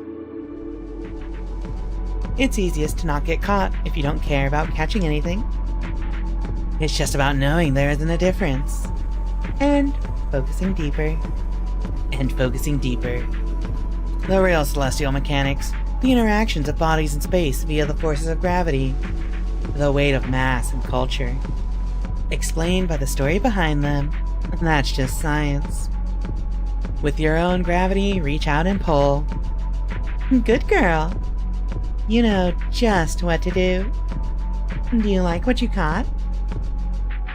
The Cruan Macula towers over Saturn. Pluto's ship is so big, it barely fits in the lab complex. But it's only a speck compared to how big it feels. Massive enough to warp local space-time, humming and vibrating with nebula dust, and absolutely, effortlessly gentle. Without Pluto's most delicate touch, the Cruan Macula would have destroyed Saturn and the whole complex without even trying. How much do you trust it? I knew you'd be right behind me or something. If you did, how come you're not facing this way? I'm an idiot, I guess? You've come a long way just to be an idiot. You must know exactly what this ship can do, right? Did you come to fight me on purpose? That's really brave. And really cute. If you can touch me, I can touch you. So I'm not getting close. You came all this way to not even fight? Oh, that's not cute at all. But it's smart. Hey, don't underestimate me. I'm scary. You think? Maybe I believe you. Cute things can also be scary. But I'm curious now. I was worried you were gonna waste your chance. Smug in your new machine. But you're pretty clever. You wanna talk? Without fighting? If you're good. Otherwise, I'll bite. So... what did you want to talk about? As Cradle's Grace's glittering psychic death machine, you definitely have more important things to do than go out of your way to bully me for no reason, right? Oh, that's right. That man and the fleet are escaping, aren't they? I hope you don't mind falling for this trap. Trap? You? Silly. I know you're more important than that. More than catching the rest of the Celestial Mechanics fleet? I knew this would be fun, and you knew it too. I am absolutely delighted about you doing that, just to be clear, so you don't have to read my mind or roast me about it. I can't read minds. You know that's not how it works. But I also don't need to know that. But I did want to know how the biggest overachiever of my juniors turned into such a bad girl. I'm gonna say, I just might not be the target audience here. I'm a little uncomfortable with the whole good girl, bad girl vernacular going around here constantly. Chat help. Well, obviously, someone in chat is the target audience, though. If you really remembered me, you'd remember I wasn't ever good. I do remember you. Even if you're not that good at being bad, you know what you're doing. With that machine that's so dangerous we don't even want to find out what it does. I think you answered your own question about why I'm keeping it. Are you gonna stop me then? But you don't want to? Hey, stop. Don't pry into me. If you're pitying me, I'll make you regret it. Not all of us come out perfect like you. Some of us get thrown out before they see any use at all. I won't pity you. I really would have torn this machine apart. But now that I'm here, gifted little mutant to gifted little mutant, I can't bear to. Because some of us just haven't been thrown out yet. Lab-grown girls like us should stick together. I might still make you regret it. Winning isn't my most important task. It's not yours either. Are you sure about that? You're not who I'm worried about. It's only your boss I can't forgive. Oh, I love hearing that. Tell me more. I'm getting a crush already. Regretting it now? Don't worry. There's nothing you can make me regret. What the fuck is the... There's so much, like, gay tension in every scene. I feel like they all want to fuck, but, like, not based on anything other than just, there's a woman in that thing? Let's fuck. Well, that's just my first impression, you know? I might not be the target audience, as I said. Rotting time. Hold on. Rika read time. There you go.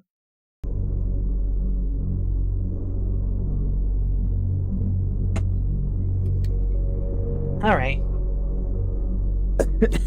First of all, move this here. Second of all, we adjust our seat to be closer. They all know each other, at least by reputation. Oh, by reputation.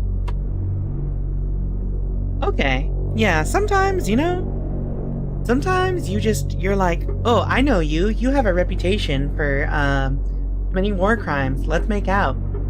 You know? Normal war criminal things. Cool robots? Yeah, big fat. Yeah, cool robots. You got it. Welcome to the stream. Thank you for checking in.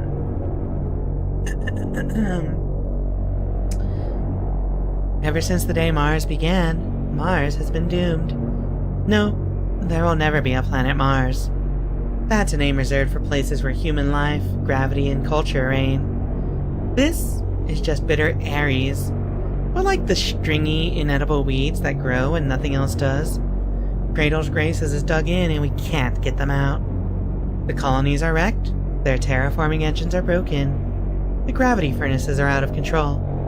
There's no resources left on this planet, no strategic value. This planet doesn't even exist. It is an inert rock. There's no point in fighting. There's no need to fight. Ship cells can't keep you alive alone forever. And even if that was the case, we could leave tomorrow and claim victory. Most of the Memorial Foundation NSCS fleet already did. That's why there's barely any of us left, and why we can't get them out. What? Why don't I go home too? And leave all those idiots just fucking die on a rock? Who do you think we're doing this for?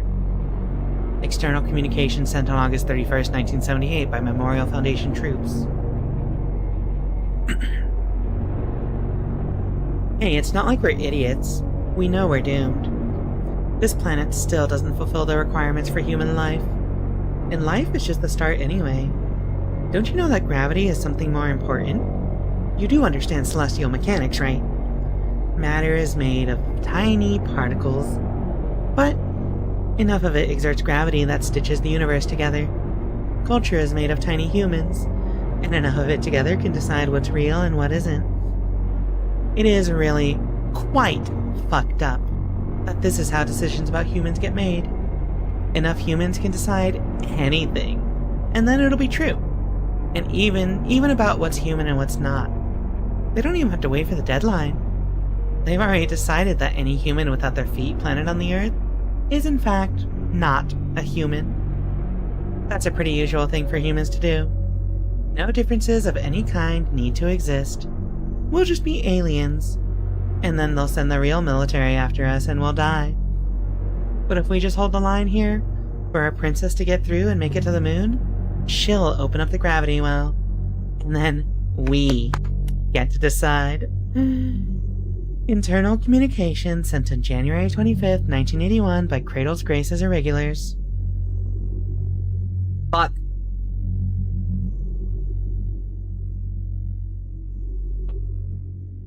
Ah, okay, let me chug some water because my throat is not feeling great right now.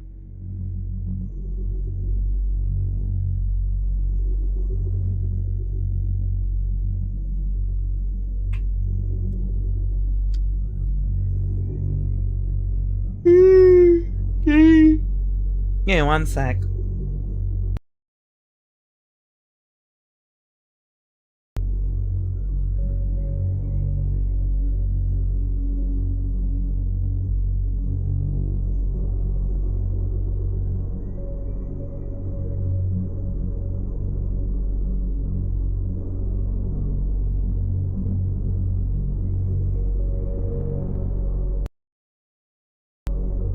Okay. I just had to do a vocal exercise real quick. To try and regulate my voice because strain. I'm about to talk in the most natural voice I ever had. Have you played We Know the Devil? I haven't played We Know the Devil actually. I saw that it's like by the same developer as this, but I also saw a lot of the reviews said it was kind of meh. I saw a lot of things in the reviews that I'm just like, this does not interest me, so I didn't do it. I didn't read it. Also, I just really like Mecha in space. Hi, Gillial, welcome to the stream. Personally, I think it was fantastic. For, like, turbo-lesbian reasons? Or just, like, really, really good? If I'm not its target audience. What am I saying? I'm not a turbo-lesbian until it comes to Serena Penguina, honestly. Hey, Gilia, don't forget your book borrow. Daily book borrow. Daily book borrow. You gotta book your borrow. You gotta daily it. Very good explanation of transness in a vaguely religious setting. Ah.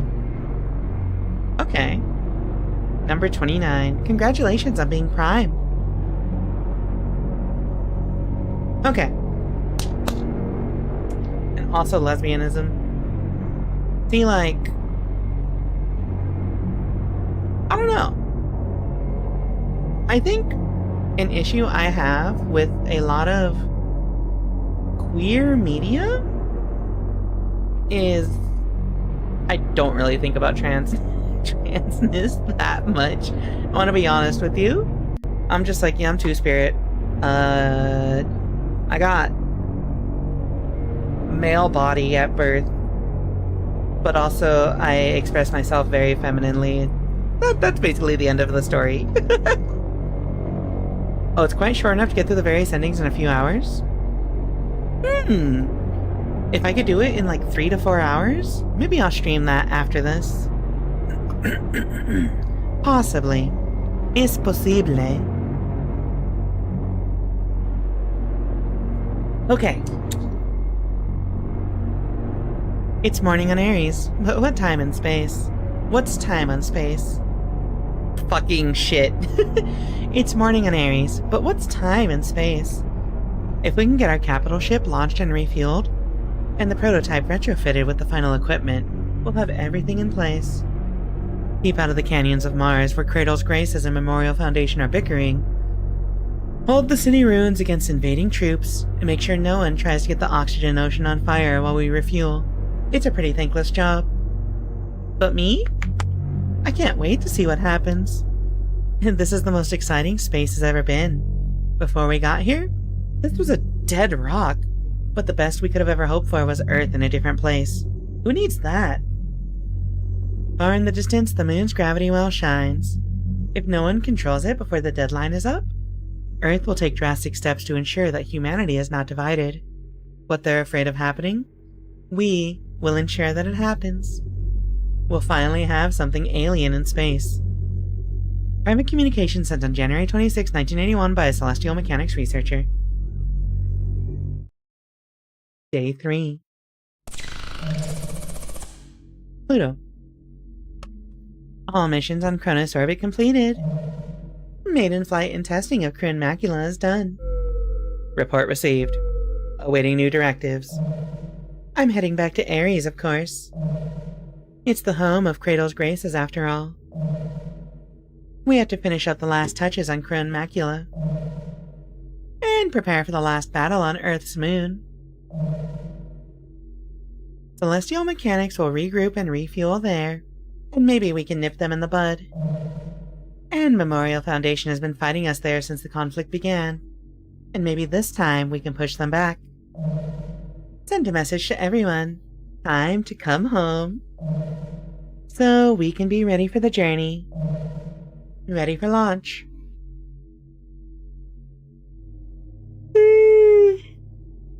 Oh shit, that fight made Celestial's mechanics way ahead of us.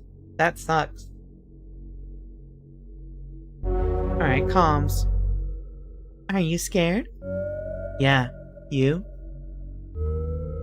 Yeah, but I'm excited too. I'm looking forward to what we could be. Hey, Pluto. How can you be so sure? Sure? About what? Sure about anything.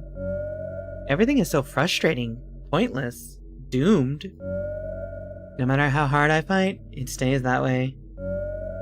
So how can you be sure it's not going to be that way someday? You're the person I want to ask that. Because you fight every day like you're not thinking about those things. What's that supposed to mean? I've gotta fight. That's what we have to. Of course I still think about those things, even when I'm fighting. Sorry, Mars. Of course you do. Everyone has doubts like that. Even me then, right? But it doesn't feel like you do. I mean, you make it seem like everything's gonna be alright. But you just do what you have to without even worrying about it. Without even worrying about whether it's right or not. Or if it'll come to anything or not. You're a genius, you know. You're smarter than me. That's not true. If I just have to stop thinking if I want to just do whatever it is that needs doing. I put myself on pause, don't you? Maybe that's why I'm still so scared. Channel closed.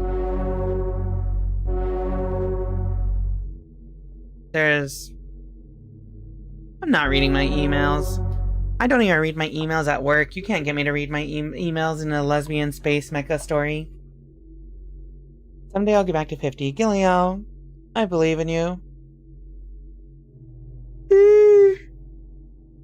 But also, that's the book borrow system is for. Get to 50. Okay, so chat. We can either run into Luna Terra again, or something in... Wait, hold on. Deep dive. The oxygen ocean serves as both fuel yard and terraforming engine for planet Ares, and it's the perfect hiding place for the migrating celestial mechanics fleet. But deep down, something is reaching up for them. Hold on, that sounds interesting. I'm gonna do that. Rika Yanman? Yeah, I'm tired. Like, constantly.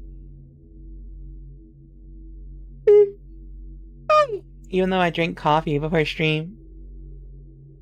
Deep dive, we're going over a deep dive. Deep dive, deep dive, deep dive. We love chronic fatigue, you know. Confirm, deep dive. Is she operational? Mars! All checks clear. Honey! Dual title resonator sync clears all checks? It's close enough to Terra Moon inside out. And you're really still sure about this? Mars, I love you very much, and I'm gonna scream if you ask me one more question. What? Pluto! Sorry. I just couldn't back off after saying that. My soul hurts. Why did you do that? Because you didn't listen to me. I was listening. You didn't listen. You've got such a big heart and you don't listen with it at all. I don't want you to go. That's loud as hell. That's better. It's what you really wanted to say. I'm glad you could say it. But you're not gonna listen to it. Nope. You could at least after you just said, "Not at all." Don't sulk. This was always the plan. We have to show everyone what this weapon can actually do. This is just a taste, but no one is going to respect what we do on the moon if we can't grab their attention first. Destroying the whole celestial mechanics fleet while they're docked at the oxygen ocean is going to get some attention. Even if I only destroy them a little bit, it'll be pretty amazing. So it's a job that's impossible to mess up. If you keep worrying, what else am I supposed to think except I must seem that incompetent to you? I care, okay? I'm not mad, Mars. But let me lean on you while I do this, instead of blocking my way. Oh shit. Wait. We have two choices again, chat. Share a secret moment deep down. That sounds kind of gay. But also get in a tug-of-war above the waves. That sounds like war. We do like war, however. So this will lead us more to celestial mechanics side. We already have celestial mechanics already pretty way ahead. I kind of wanna try this. Let's share a secret moment deep down. A tug of war above the waves sounds gay to— You know what? You know what?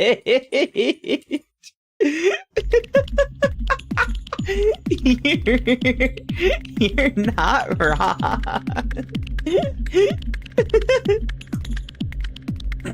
Alright. Let's do this. Share a secret moment deep down. Celestial mechanics advances. The balance shifts because Pluto tugs and Saturn yields. The oxygen ocean is a peaceful place because everything about it destroys everything else.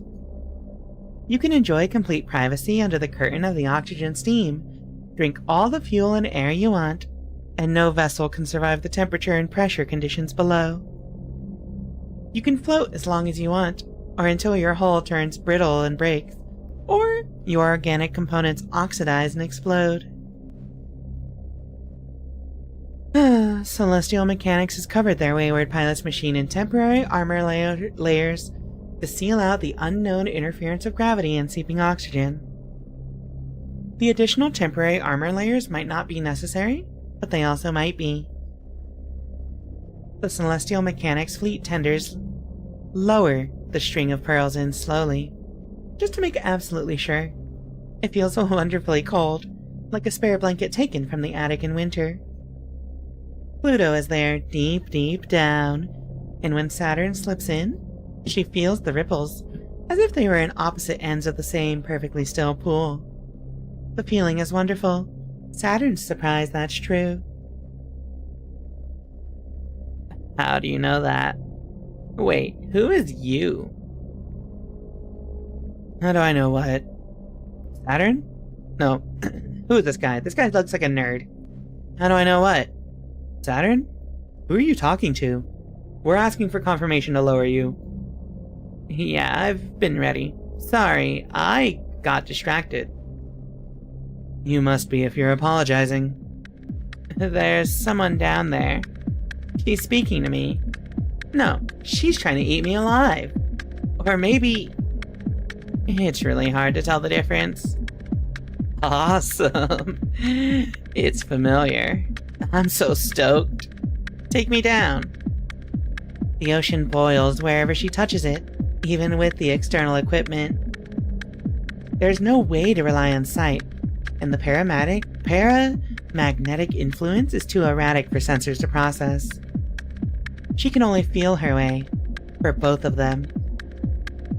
The cable to your left is extremely important. It's the only way we have of communicating and monitoring your situation. Uh-huh. So you'll need to be extremely careful with it. Are you listening? Yes, but not to you. Shh. There's definitely someone here. Lower me. It's reaching out. Saturn feels funny. Something's not quite right. Like, something's watching her. It's like someone's watching me. But it's also not like someone's watching me. It's like something's watching her, but something isn't watching her. It's touching me. Something is touching Saturn. Its hands see her, and they also speak. It's saying something. The ocean ripples with boredom. It's really boring down here. But what else is Pluto gonna do? Some girls get stuck with the worst jobs. But I've gotta do it. With nothing to do but send insinuations through the narration. So, are you coming or what? I've got her again. Tidal spike detected. Mass gravity alert. Lower me further. Saturn, we're pulling you out. Oh, not just yet. Hi, Saturn. Hi, Mercury. Sorry, I'm borrowing her a little bit. What? I missed that. What? What'd that say? Saturn's cockpit floods with alarm lights of an imminent high-intensity gravity event, but it's too late.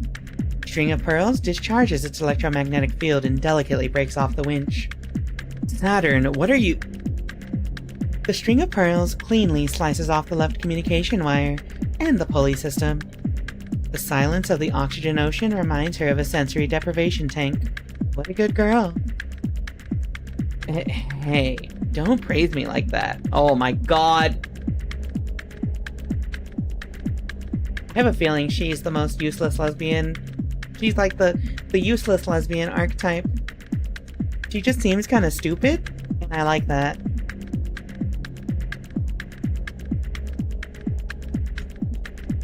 Hey, don't praise me like that.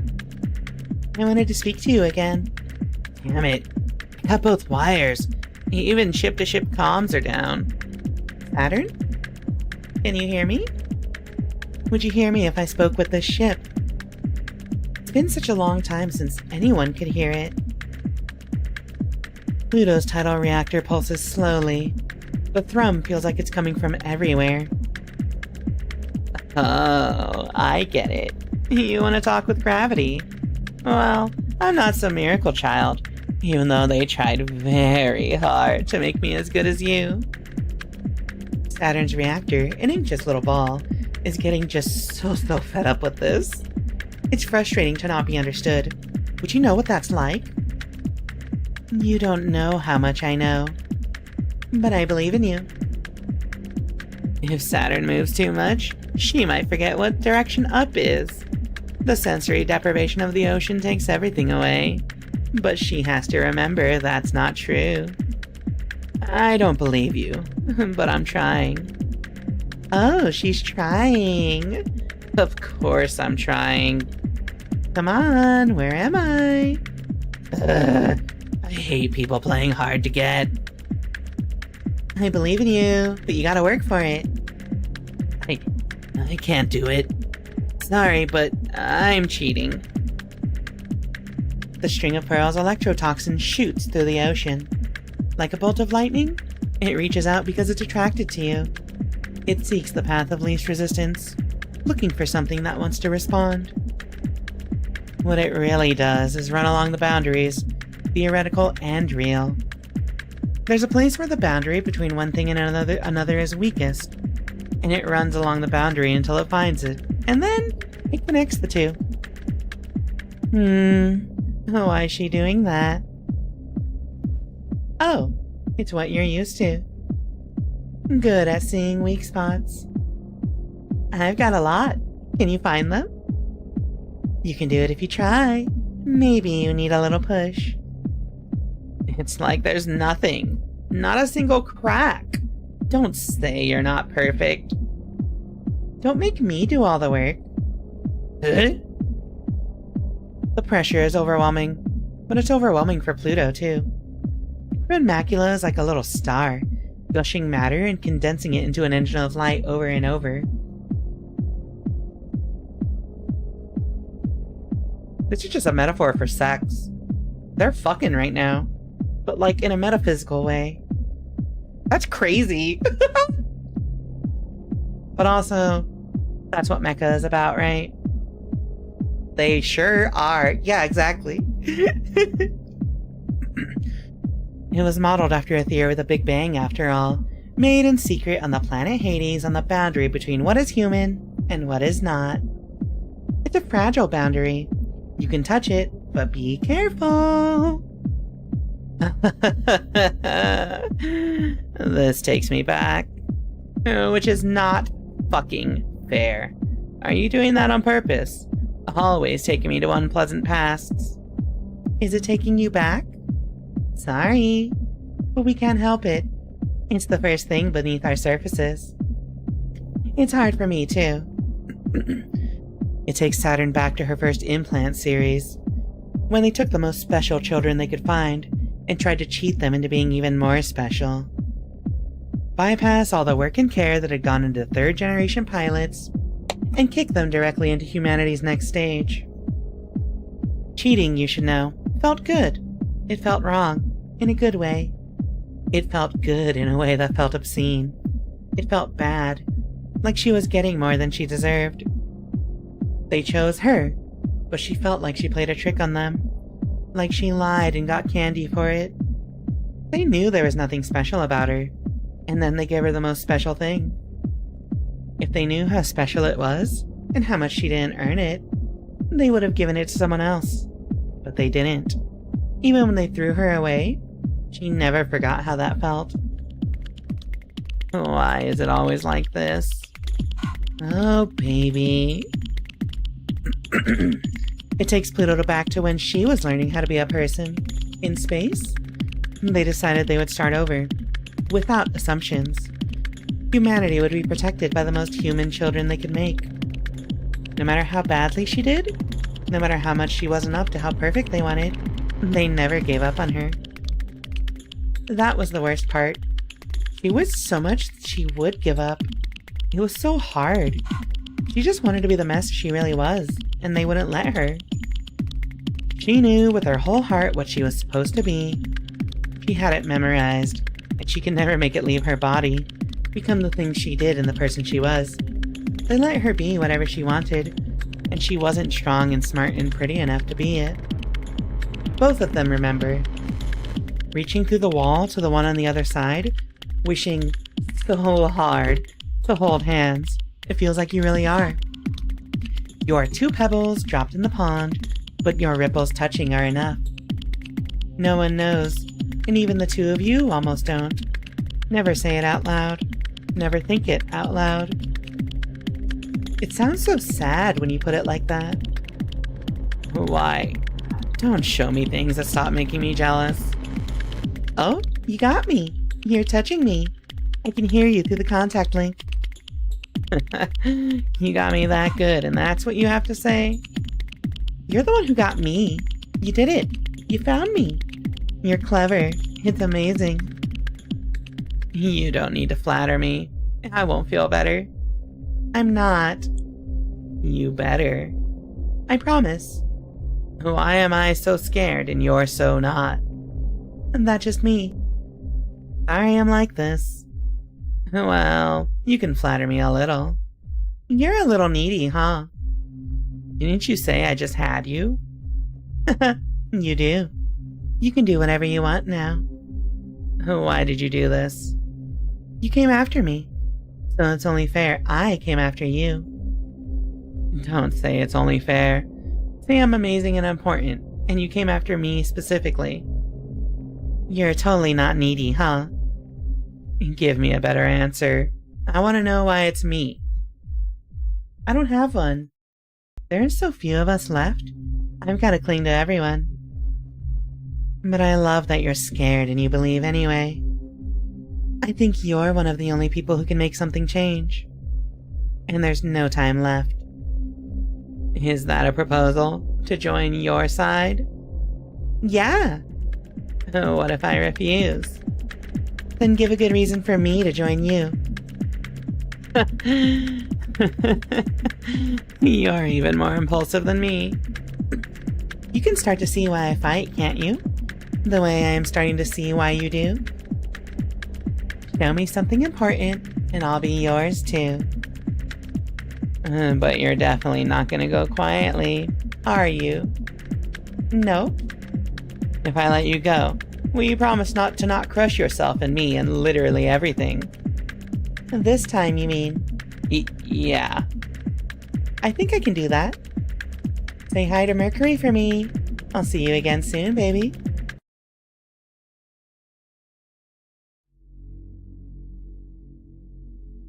Huh? Alright, well... they're very gay. That is where I am at right now, Tiny Satan. I vaguely know what's going on. There are conflicts in space happening. And they keep saying sexual things at each other. Innuendos. All I know is Celestial Mechanics is winning this war right now. I think what's happening is... what's her name? Pluto. Pluto has a machine that is, like, godly. And she is using it to flirt with women. And, like, probably not taking it that seriously. She's just kind of like, you know, she's got trauma. She wants to gather up all the neglected, probably traumatized children that were inducted into this pilot program, I think. And then flirt with them or make out with them, I guess. But yeah, basically, that's my interpretation so far.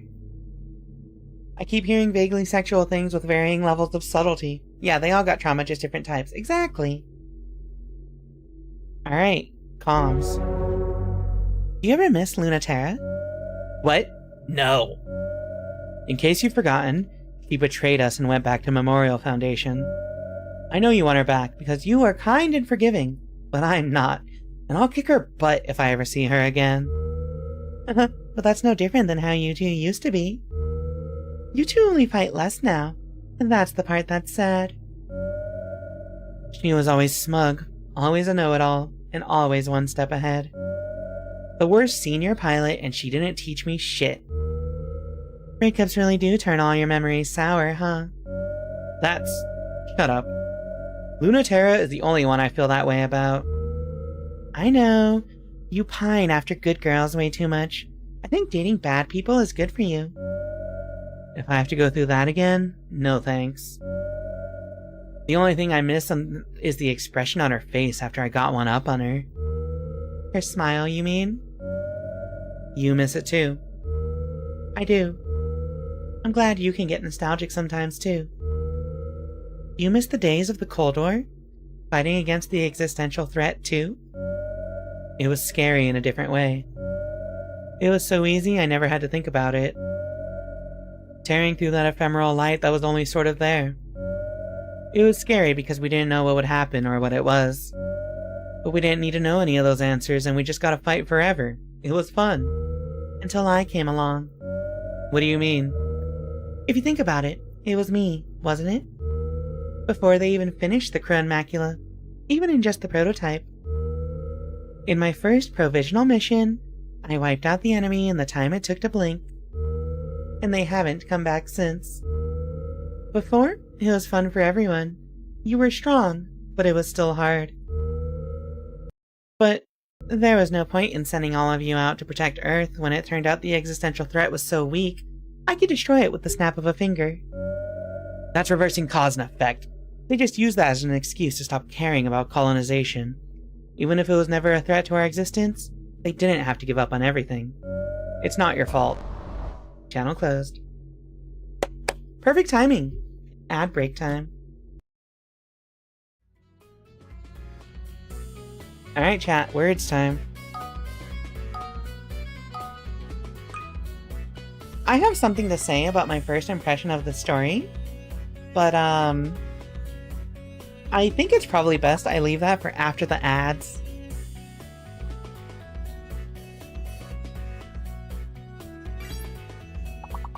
We are back.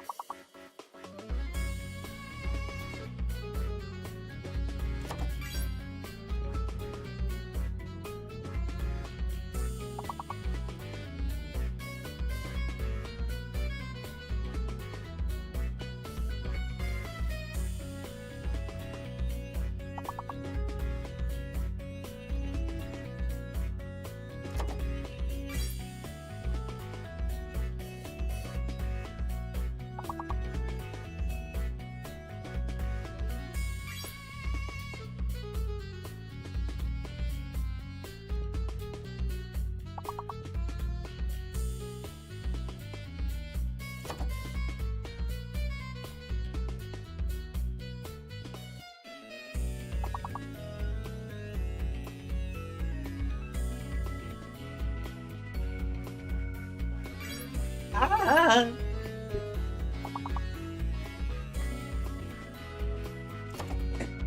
I think time. Oh shit, oh shit, oh shit, oh shit, oh shit, oh shit, oh shit. How did none of you get neat?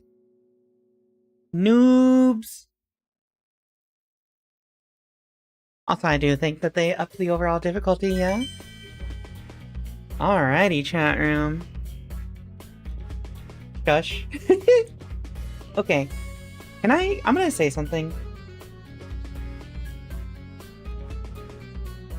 And it's that you're getting one more round of this? Because I got a salad.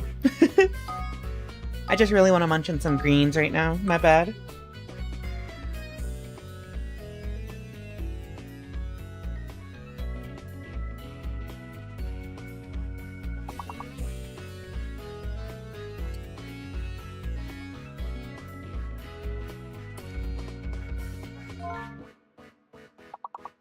Yo. Winter literally says, imagine looking at a bunch of letters and being able to arrange them in your mind as if she can't do that, and then gets the biggest word.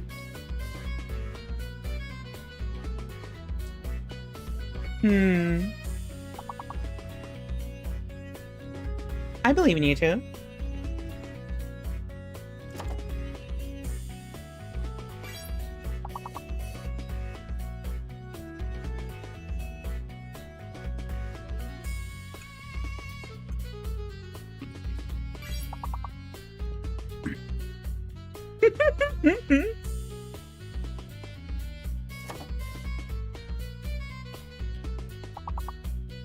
No, I just had to make sure I didn't just hate you, Stom.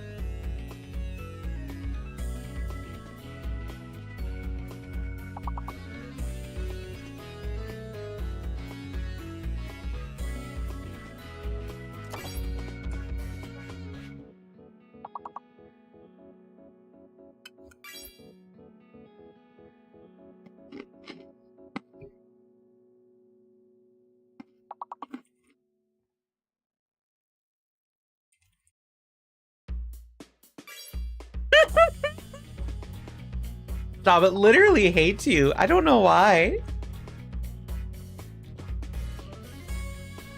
Alright, chat. Can you do it? Corporate.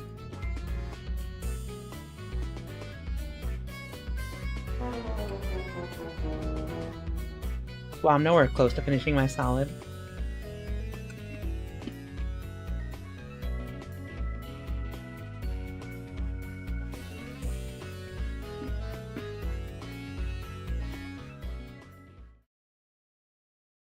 Alrighty.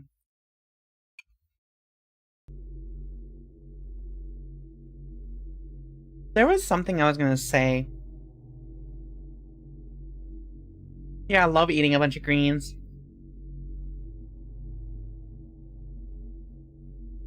Vaguely sexual things with varying levels of subtlety.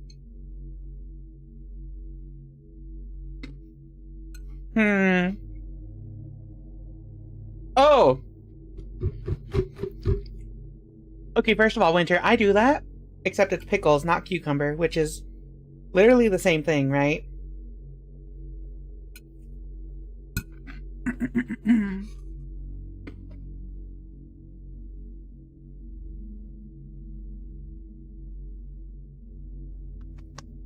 Second, I remember what I was going to say. So far, I'm a little lost with all these characters, because they all feel like they all know each other, which, you know, they do. They've heard of each other. But I also feel like literally every character in the story has probably fucked every other character. And by that, I mean, this gives me the impression that space is just Seattle. Which means that in some way or another, every queer person in space has probably been in and shared a polycule with someone else. I don't know that that's exactly true, but it's not true. Not true. Yeah, pickles are one of the best effortless snacks.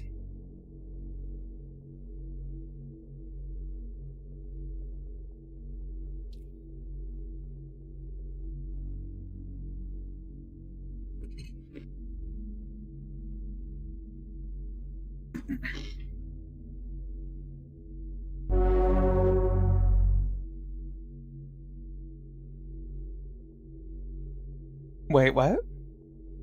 Author Mars. Who the hell's Mars? Oh, here we go.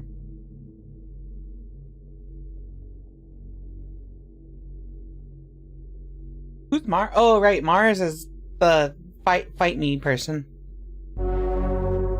Alright, chat. Hold up. I still have a half this salad to go through.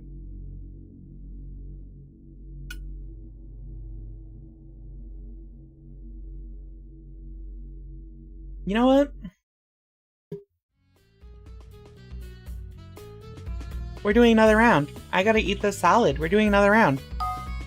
I believe in y'all. What the fuck is this word?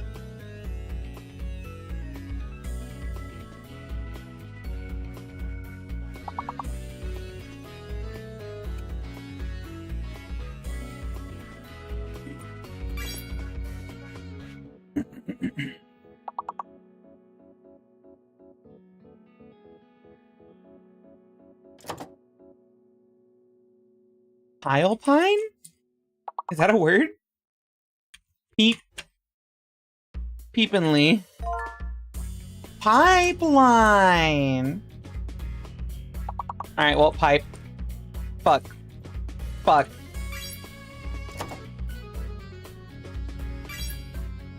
Insane.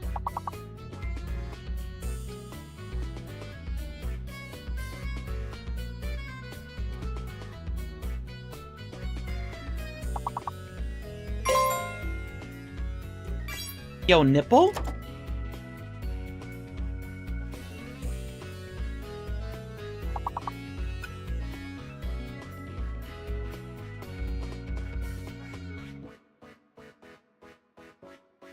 We made it, chat. However, let's aim for more than just that, right?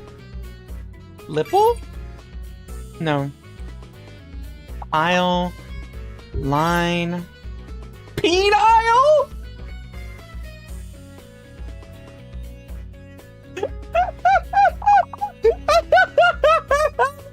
I forgot about that word, honestly.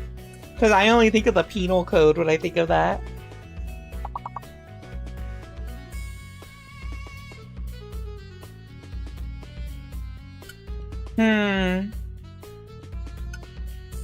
Yeah, of course Job gets it.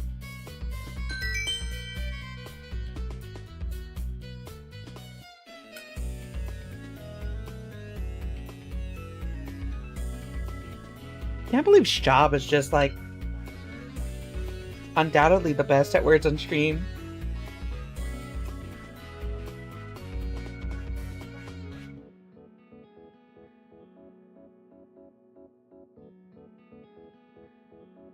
I'm almost done with my salad, sorry.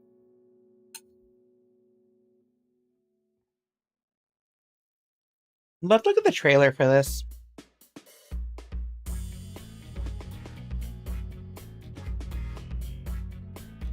I don't think there is a trailer for it.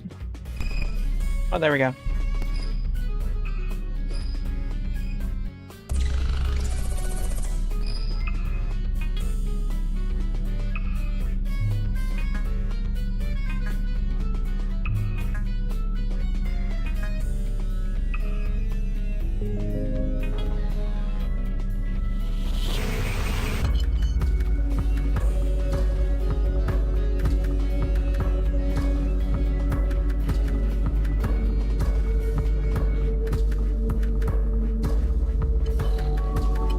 Sex to your enemies.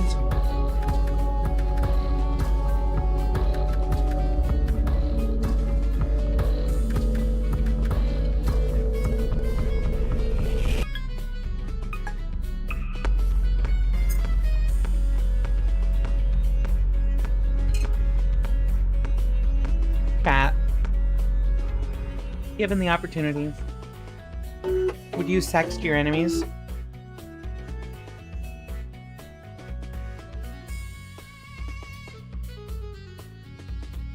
Would you?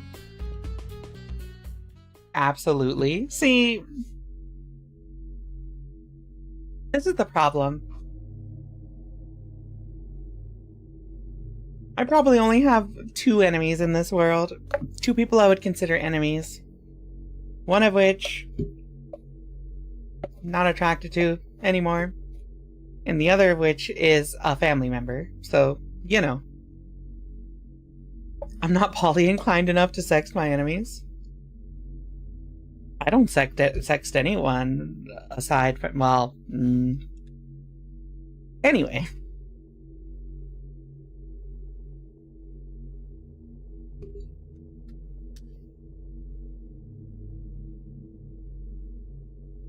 Same boat. There's a LARP I've read that is about being a mech pilot in the ground crew that is played by sexting back and forth. What the fuck? My only real enemy is my old supervisor, and I definitely would not sext him. It has rules for the type of selfies you can take as each role. Oh, that sounds... Like, you send, like, nudes to each other and stuff? Or, like, are the rules there to prevent that? I'm wildly curious.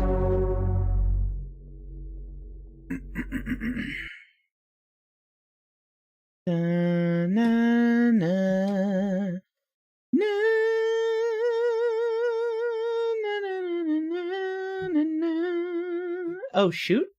I was just fixing OBS Studio! No! Hello, Kari Coyote. Thank you for the raid. Hello, everyone. My name... How the fuck do I do this again? Kari Coyote. Hi, Kari. How was your stream? Welcome, everyone. My name is Rika Readman, Calico Librarian VTuber. And you're watching Heaven Will Be Mine, a visual novel about mecha pilot lesbians who are all really, really horny for each other on sight. Yo, we monkeyed? Let's go! We love monkeying. Oh, Ape Escape! Hold on, I used to have a friend who was obsessed with Ape Escape. Hi, Digital Paws, welcome to the stream. It's really down to the personal preference of the group playing. Okay, Winter, but have you ever played the LARP game involving sexting each other, pretending that you're ground crew for a pilot? Why is it so specific? Hold on. Let me just reread this.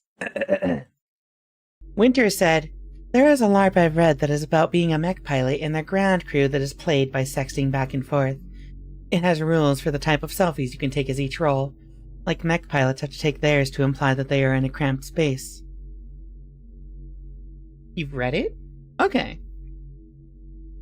Well, you know, that's kind of neat, actually. I actually do think that's kind of neat. Pretty cool. Also, what the fuck is going on with this moon? Alright, chat. Anyway. Thank you for the raid, Kaori. Thank you for bringing your viewers over. You wanna take a break or whatever? Feel free. We're reading. We're reading about lesbian mecha pilots in space. The only real LARP game I played is the one where everyone controls the same guy and everyone has different roles. You roll a dice check to check if you have to pass control every action you take. Wait, that's kind of cool, actually. That's actually super cool. Alright, now we're going to a rift in the earth. After her maiden voyage, Cradle's Graces is testing the finishing touches on the terrifying Croon Macula prototype. It's a chance for Lunaterra to defeat their trump card. But will she close the rift between them instead? Or only widen it deeper? Yeah, have a good night, Winter. Thanks for stopping by. It's time for Rift in the Earth.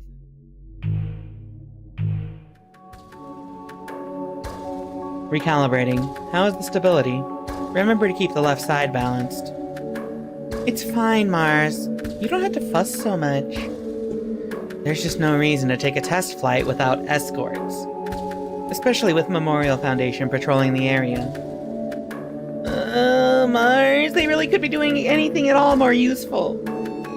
The ship doesn't need protection from anything, even if we're exposing the cores for testing. And you know I hate being treated like a princess. But you are important, and your ship is too. It's not fussy and annoying to be looking out.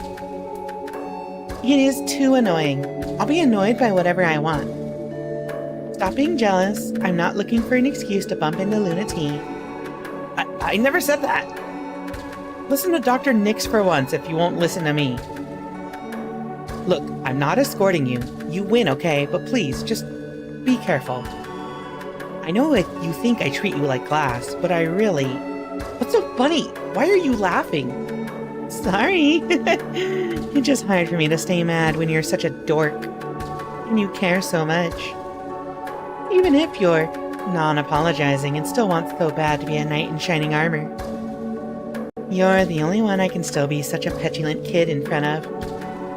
Instead of the princess everyone loves. Pluto. Wait, you're just being a brat for fun? I'm mad now. Everyone else gets to be, especially you. Stop making fun of me. Remember when in the academy, when people asked you where I was, they'd say, "Hey Mars, where's your..." Okay, yes, launch permissions cleared. You are cleared for takeoff. Oh? We have to make the choice here? Do we make up and forget, or do we fight until we forgive each other, chat?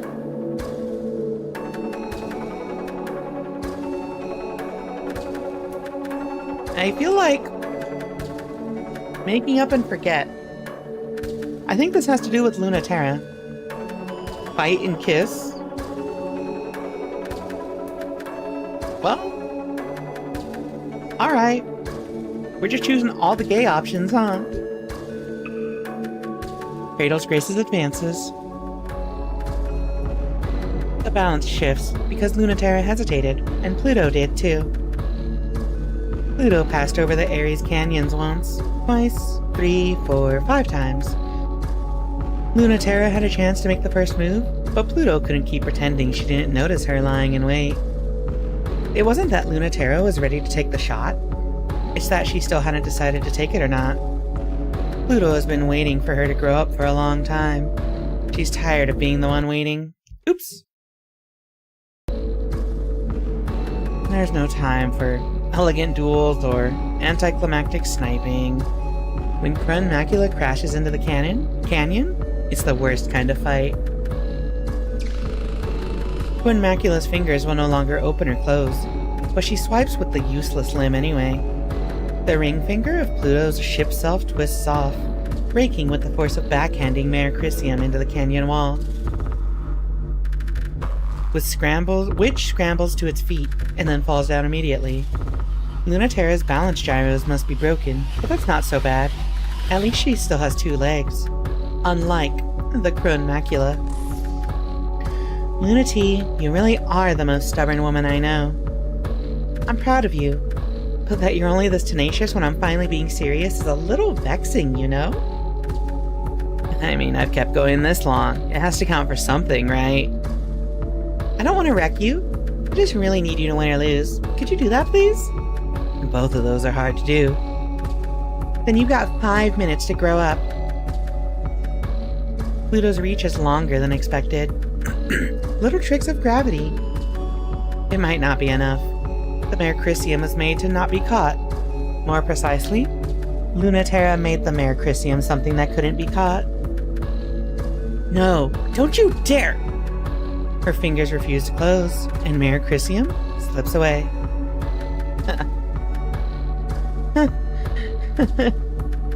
Sorry, I'm such a cockroach. Don't be. Slipping away is so like you. I don't know what else I expect. Luna T, I really, really can't let you get away. Not without an answer. I'm not gonna do that. What are you trying to do then? We'd promised we'd fight until one of us won. And then we'd go along with whatever the other decided. So why are you trying to take that away from me? Lunaterra holds Crun Macula's severed left tidal reactor. Pluto can go without it, but not for long. It's what makes the Crun Macula so impossible, and without it, she can't be impossible for very long. That core is everything I have. But the rest of me isn't going to last long without it. So it might as well be everything. If I don't have that, I can't follow you, win or lose. I really don't think it's good for you. The Crone Macula makes a leap and crashes into the ground, just short of the Mare Crisium. It's just close enough, Lunaterra nearly forgets to take the opportunity to get a shot in Crone Macula's chest before she can recover to block it. You're gonna lecture me about doing what's healthy? You've got a lot of nerve. It's not cute. If we had to fight each other like this, I really wish I didn't have to be with you in that thing. You don't like it, huh? You've always been like this. You're trying to tell me what's good for me? You don't want to admit this is really me. Luna T, I would listen to you if you had ever listened to me once, ever. I told you I haven't gotten any better in the time we've been apart. I don't want you to not be strong, or beautiful, or amazing. I just don't want you to be holding this weight of Cradle's graces, everyone's hopes and dreams all by yourself.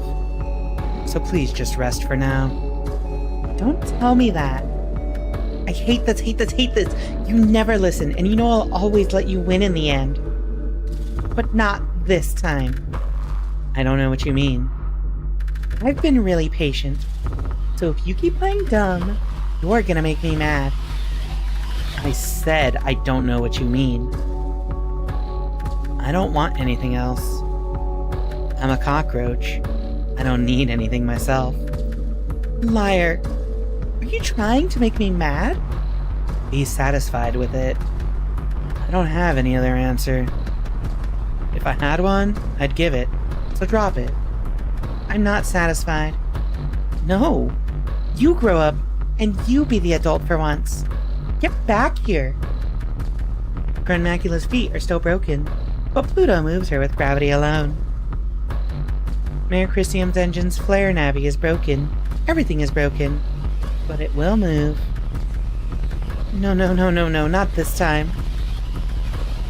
Crone Macula's tidal reactors are falling apart, with one of them nearly torn out, but she still moves. The pressure of the unrestricted gravity peels the paint off Mare Crisium. Her steels and plastics are chattering. Her remaining useless arm snaps, and her engined wings creak. That pressure is not enough to bring her down, but it's enough for her to falter, and Crone Macula grabs her foot and slams her to the ground. Mare Crisium creaks and strains, trying to flee, but Pluto pulls the rest of herself on top of her. Pluto, I'm serious. You're not the only one. I have things I'm willing to be hard and cruel for now, too. Mare Crisium fires a sidearm. It doesn't dent Pluto. Pluto opens her hand. Fingers don't work, but the plasma still does, which flays Lunaterra's chassis, but gently. I'm really serious this time. I can't stop for a second, so I really need it back. It's already been too long, so give me back that part of me. Mare Crisium opens her left hand. Pluto's missing reactor is still beating wildly. Sorry to be like this, but the ship self and what it can do are more important than me, than anything else about me. Nothing is more important than you. A gentle click. Lunaterra's sidearm pointed at the stolen reactor fires. The solid light slug misses. Just barely.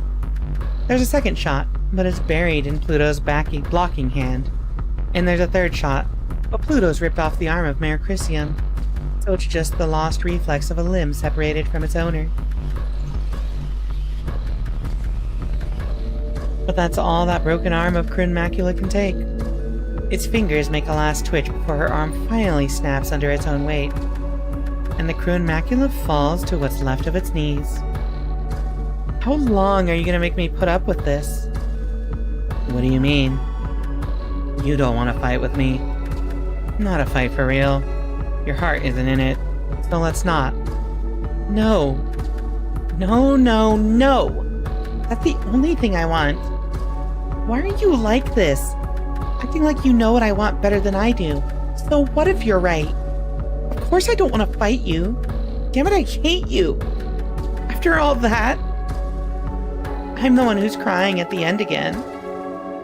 The last time it was like this, I was the one crying too. Now I'm powerful like you. I have something I'm fighting for like you. That's not you or anyone but me. So let me fight for that. Stop protecting me. Stop making me fight for you. It's so easy to fight for you. If I'm not careful, it's all I'll ever want to do. I'm sorry. Don't want a sorry. You must think it's so easy to not care about you, but it's not. It's easy for you to not care about you, but it's the hardest thing for me. I'm still the one who ended up crying. Again! You wouldn't listen back then either. Mayor Chrysium rises, gently brushes away the burnt portions of Crunmacula's armor. Joints are already starting to heal as gravity pulls them back. Almost just as good as new, but a little changed. I know you... Don't distract yourself, dummy. Reattaching arms is hard, so do mine right, at least. It was the same last time, too. I said you deserve better. I said, but you are better. I just ignored it because I'm stupid. Not because I'm cool. And thank God. Everything is worth it. If you finally don't think you're cool anymore.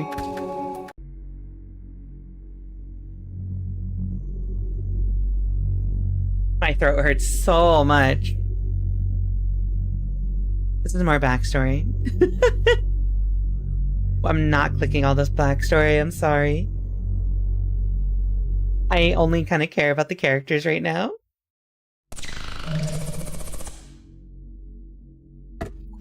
Pluto. We've done everything we can for Ares, the planet that would be Mars. We won't return before too long. Wait for us, while we fight to keep you safe forever. Report received. Awaiting new directives.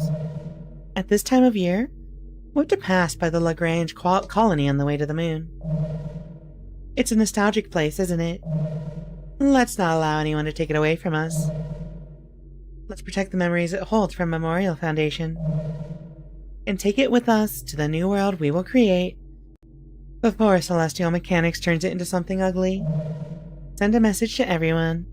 I'll take care of the past. So you can seize the future. Ready for launch.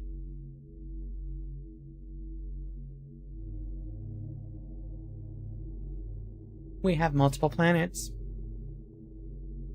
I think... How do I say this?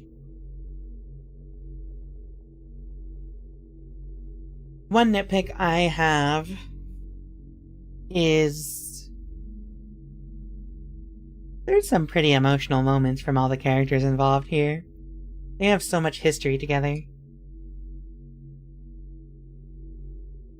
I kind of wish we got to see all that, like, history between them. Before, you know,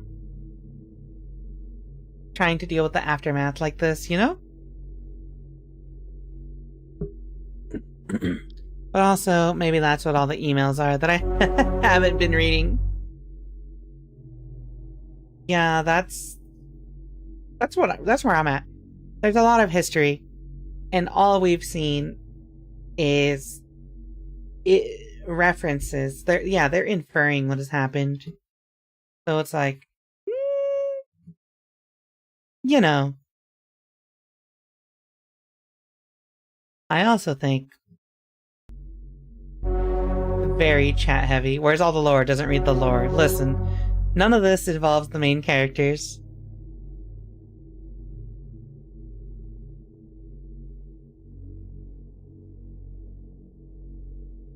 Here's something. Alright, from Mars. Fine. Okay, I know I didn't get to the point, but I have to build up to it, okay? The contextualizing information is important, but okay, I will actually talk about it this time. Mechanical interface is how machines typically work. Wait, what are they talking about? They're talking about mechanical interface, UI interface. That's a really hard thing to do. Obviously, most people would prefer to move a machine on raw instinct or like part of their body. I don't think many people actually get the best results from an interface like that. Unless, yes, they're like our mutual ex. Hey, is that why you wanted to know? Okay.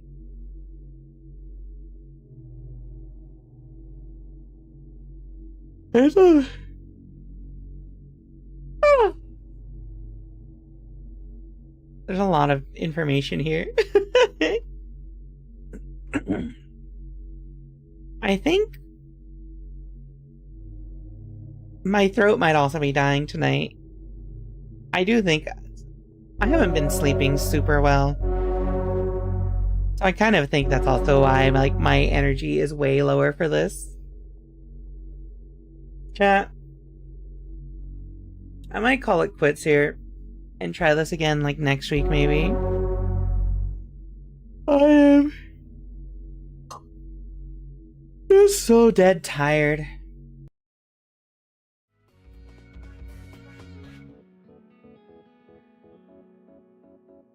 But also it is hard to follow. There we go. So back to main menu, because we just saved. Exit. Chat. Do you ever just think about lesbians? Lesbians and the inherent sexual tension between said lesbians? Do you? I don't know if I do.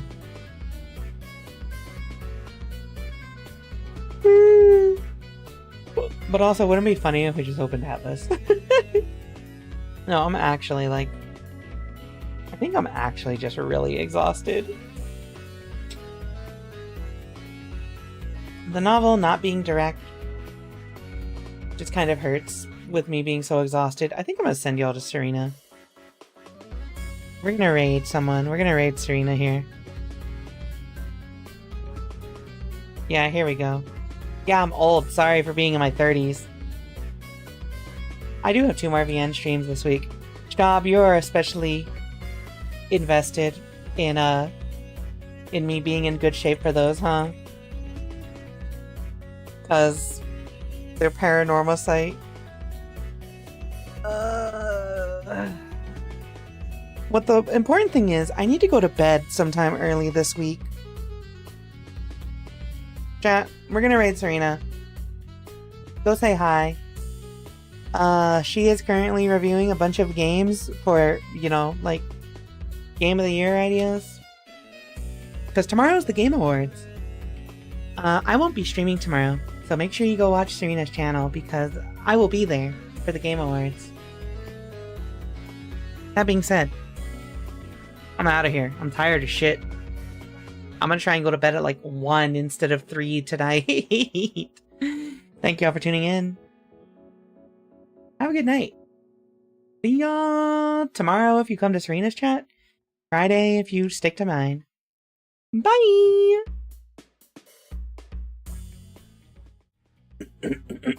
Fucking, my throat hurts.